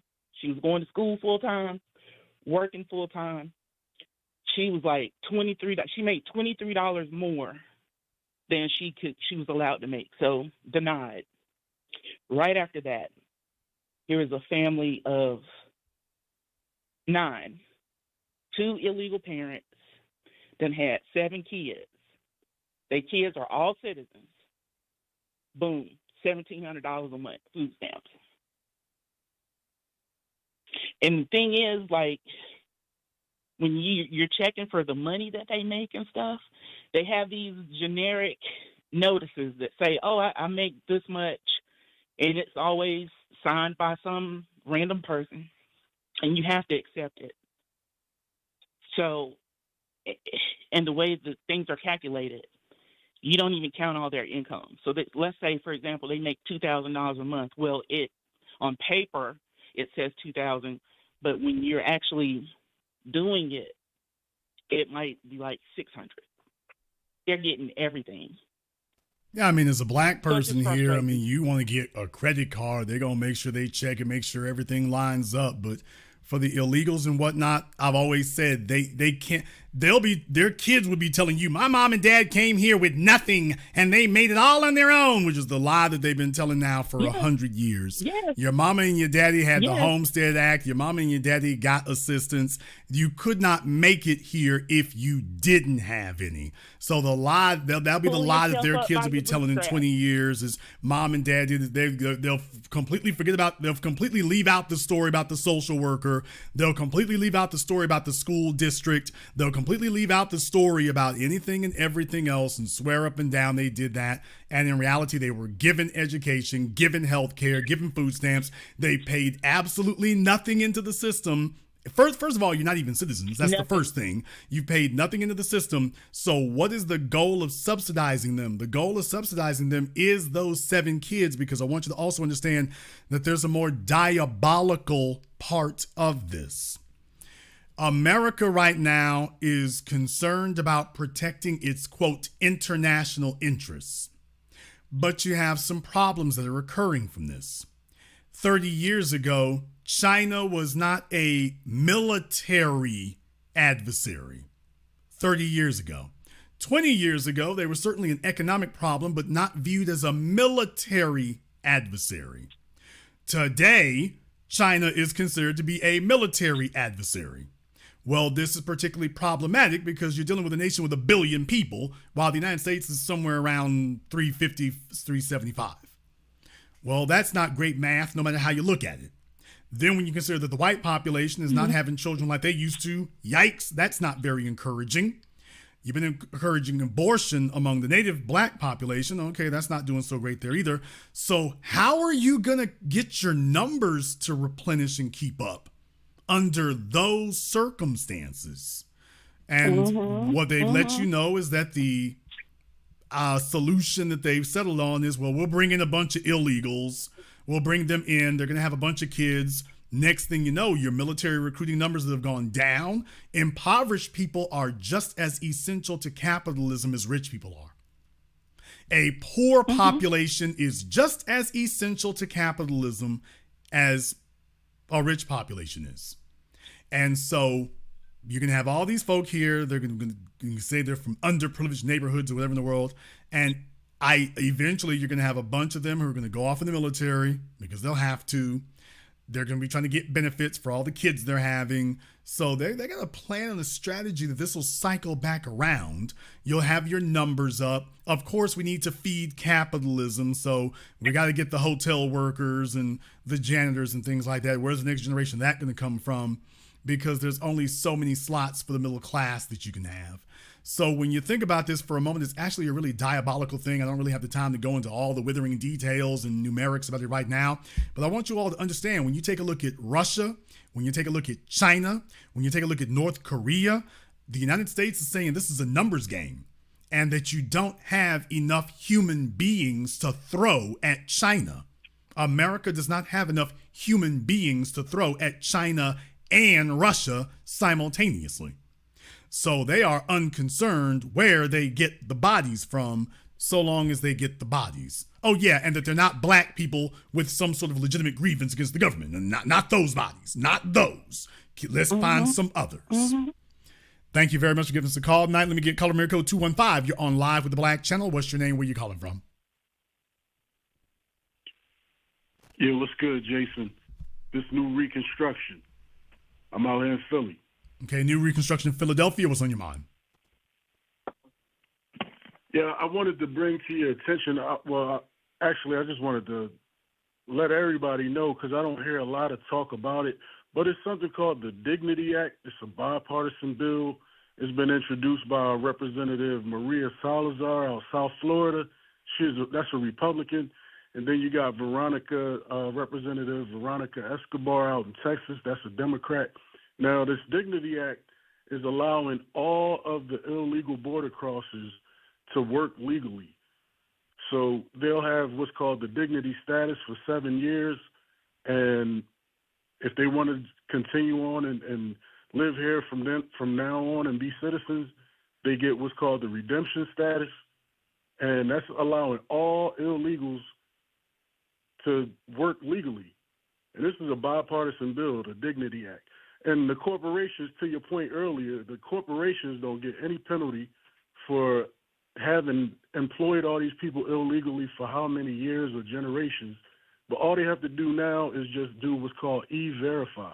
And that's just letting the government know that these people are working for them and they'll be allowed to work legally. So what's your thoughts on this Dignity Act?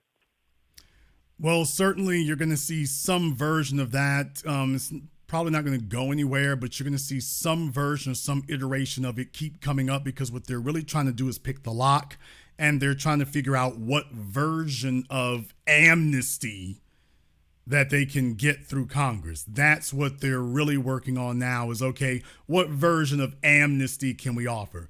The other thing is, I want you to understand this.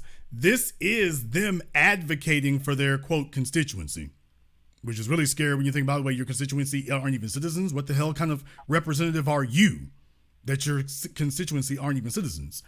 So you got the Congressional Black Caucus that will not even say the word black, and yet you got Latino politicians advocating for non-citizens. Even if a bill cannot make it through, you notice they're offering it while they're telling us we can't get a reparations bill. You notice that? Now they're telling us we can't get that. Right. Well, it doesn't have enough votes. Well, this thing doesn't have enough votes either. The Dignity Act doesn't have enough votes either, but they're advocating for them. And that's what they're supposed to be doing for us. So I just thought I would point out, by the way, take a look at that difference.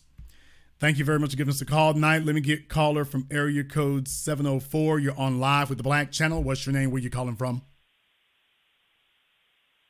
Hi, this is Jay in Charlotte, North Carolina. Okay, Jay in Charlotte, what's on your mind?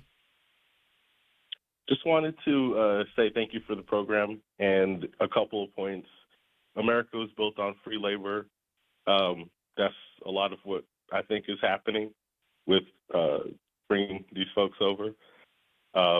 And as far as voting goes, we can see what the Palestinian community did within a week of their protest vote. They got a drop, several drops. And I think most recently Chuck Schumer is calling for leadership change in Israel. So that's what happens when you don't vote and protest vote. Just wanted to share that. Yeah, I mean, Biden is scared to death about Michigan. They're very worried about that Muslim population in Michigan. They made it very clear that they're holding a grudge about all of this. So he's worried about Michigan. You add that together with the black population not being happy in Georgia. You put all that together. It's like, okay, you just need a little falling over here, a little falling over there. And next thing you know, you're done. Thank you very much for giving us a call tonight. Let me get caller from area code 510. You're on live with the Black Channel. What's your name? Where you calling from? Hi, Jason. This is Oakland calling from Los Angeles. Okay, Oakland from Los Angeles. What's on your mind? I just wanted to talk about, they're using the Willie Lynch syndrome on us still, and people don't realize that they know about it, but they don't understand that it's still working. And another thing is, I wanted to talk about is, if you notice, the migrants that they're sending back is the Haitis. They're not sending none of them other nationalities back. They only sending Haitis back. In Chicago, they sending an airplane back to Haiti. In Miami, they got the boats blocking Haiti. So, they really don't like us at all as black people. And another thing I wanted to let the black people know, because we do it all the time, and everything that we say and will be used against us. So we are our own worst enemies because we tell these people what we're thinking, and then they just use it against us. And that's why we don't have our reparations, because when they did all those reparation bills out there in California and Oakland, that day that they passed the bill was the day they start letting all these migrants in. I mean, they letting them in by the boatload. They were letting them in. Well, they were letting them in long before then, though, ma'am. So yeah, they've been letting them in long, but I'm saying it really started getting televised at that time. It's like they were throwing a slap in our face. No, man, they were letting them in way before. They were letting them in way before then, and furthermore, you can't let that be a deterrent either. So the problem isn't that we said too much. I mean, it's just the problem is we should have said it a long time ago. Please remember, they started so-called immigration reform. They started that back in the 60s, right along with civil rights. As soon as we started getting civil rights, okay, we need to change immigration reform. So they were already trying to put their finger on the scales of the population demographic changes. But we were voting that shows you that they saw civil rights as being analogous to a population change. Thank you very much for giving us a call tonight. They saw civil rights as being, for black people, as being analogous to a population change, and they immediately went to work. Okay, what can we do to counter that? And they showed you what they think it is that counters it. Oh, we let in a bunch of illegal aliens. As long as they're not black folk, of course, they can't come. Oh, that will counter these civil rights laws. Okay, here's civil rights for black folk, and here's a bunch of illegal aliens and non-black immigrants. Here you go. And that'll counter you. That'll counter you. Caller from area code 405. You're on live with the Black Channel. What's your name? Where you calling from? Yeah, Al, Oklahoma City. Al in Oklahoma City, what's on your mind? All right, yes, sir. So definitely a great broadcast tonight. Glad that you are staying on top of it. Here in Oklahoma, really most of the black people, as you already know, I know you're a historian, about 40% of them came from the Trail of Tears, so the Black Cherokee, and then the slaves, or well, they weren't slaves in Florida, but then they became slaves after they, joined the Trail of Tears. So about 40% of them, of course, were brought here on this, that long road. And nobody has really talked about, you have, but as far as the people that allegedly have power and are elected to these positions of power, nobody has said anything about the millions of dollars that were stolen from the Freedmen's Banks. The Freedman Bank lasted about 9 years, from like 65 to 74. And nobody has said anything about really, like, making really any noise about it. Like, that was, we talking about reparations now, but really we just need to hold them accountable on the treaties that were already put in place. Well, and the thing is, that's all a part of that, though. So the Freedmen's Bank, the Homestead Act, things like what they did at Bruce's Beach, that's all a part of it. So to be able to get that to go, for example, this is why last week I was banging about our useless legal class. The Black Society's attorney class is summarily worthless because that's something that should have been taken care of a long time ago. That's one of the key things that we're lacking. White society's got Ed Blum and the Heritage Foundation and the Cato Institute and a bunch of other people with law degrees to sit up here and defend their interests all the damn time. And what you got are some guys on the internet, but we don't have really that legal class like we really need to be pushing for. Now, specifically like the Freedmen's Bank, that's really going to be something that has to be handled at the federal level, but that needs to be in front of the Supreme Court and everybody else. That's not even something that needs to go in front of Congress. That's a whole issue right there that needs to be taken care of at the State Department level. But if you don't have lawyers to be able to do that, for example, you would need to do a forensic analysis to see exactly what occurred. You would have to go over that with have a a forensic economist or somebody like Mark Markopoulos or whatever who took down Bernie Madoff. You need somebody like that to go over that. And we don't even have that on a volunteer basis. You talk about the Freedmen's Bank, but once again, I remind you about Wilmington, North Carolina. There's another prime example right there. In the 20th century, a black government overthrown by white supremacists and is codified, and the librarian there is still in the way of getting the records and things. Like I say, where's your black legal class? You got an NAACP, nothing happening. You got all these black and Greek fraternities. Your sorors want to be sorors, and the so-called black Greeks, they want to be Roland Martin. So everybody's trying to figure out how to be on TV and style and profile. Nobody's trying to do the Johnny Cochran work here and making sure those kind of things get done for us. That's not pretty. It's not cute. It's not glamorous. And the problem is they're like, yeah, but how does this get me a job in corporate America? And how does this get me on Entertainment Tonight? Thank you very much for giving us a call tonight. That's the part they understand. They're like, okay, how does it get me there? So there's the part that we lost on. Maybe that'll change in the future.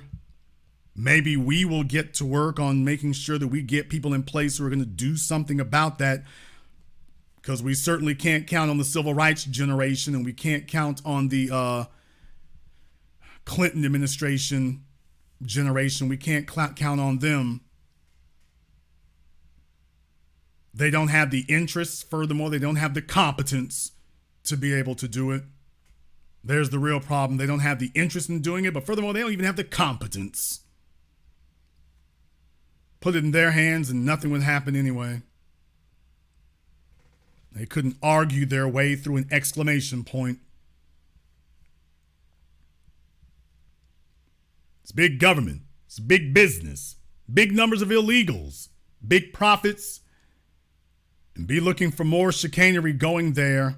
Our position is very clear. Cut the check, and we're not going to support anything that does not do that.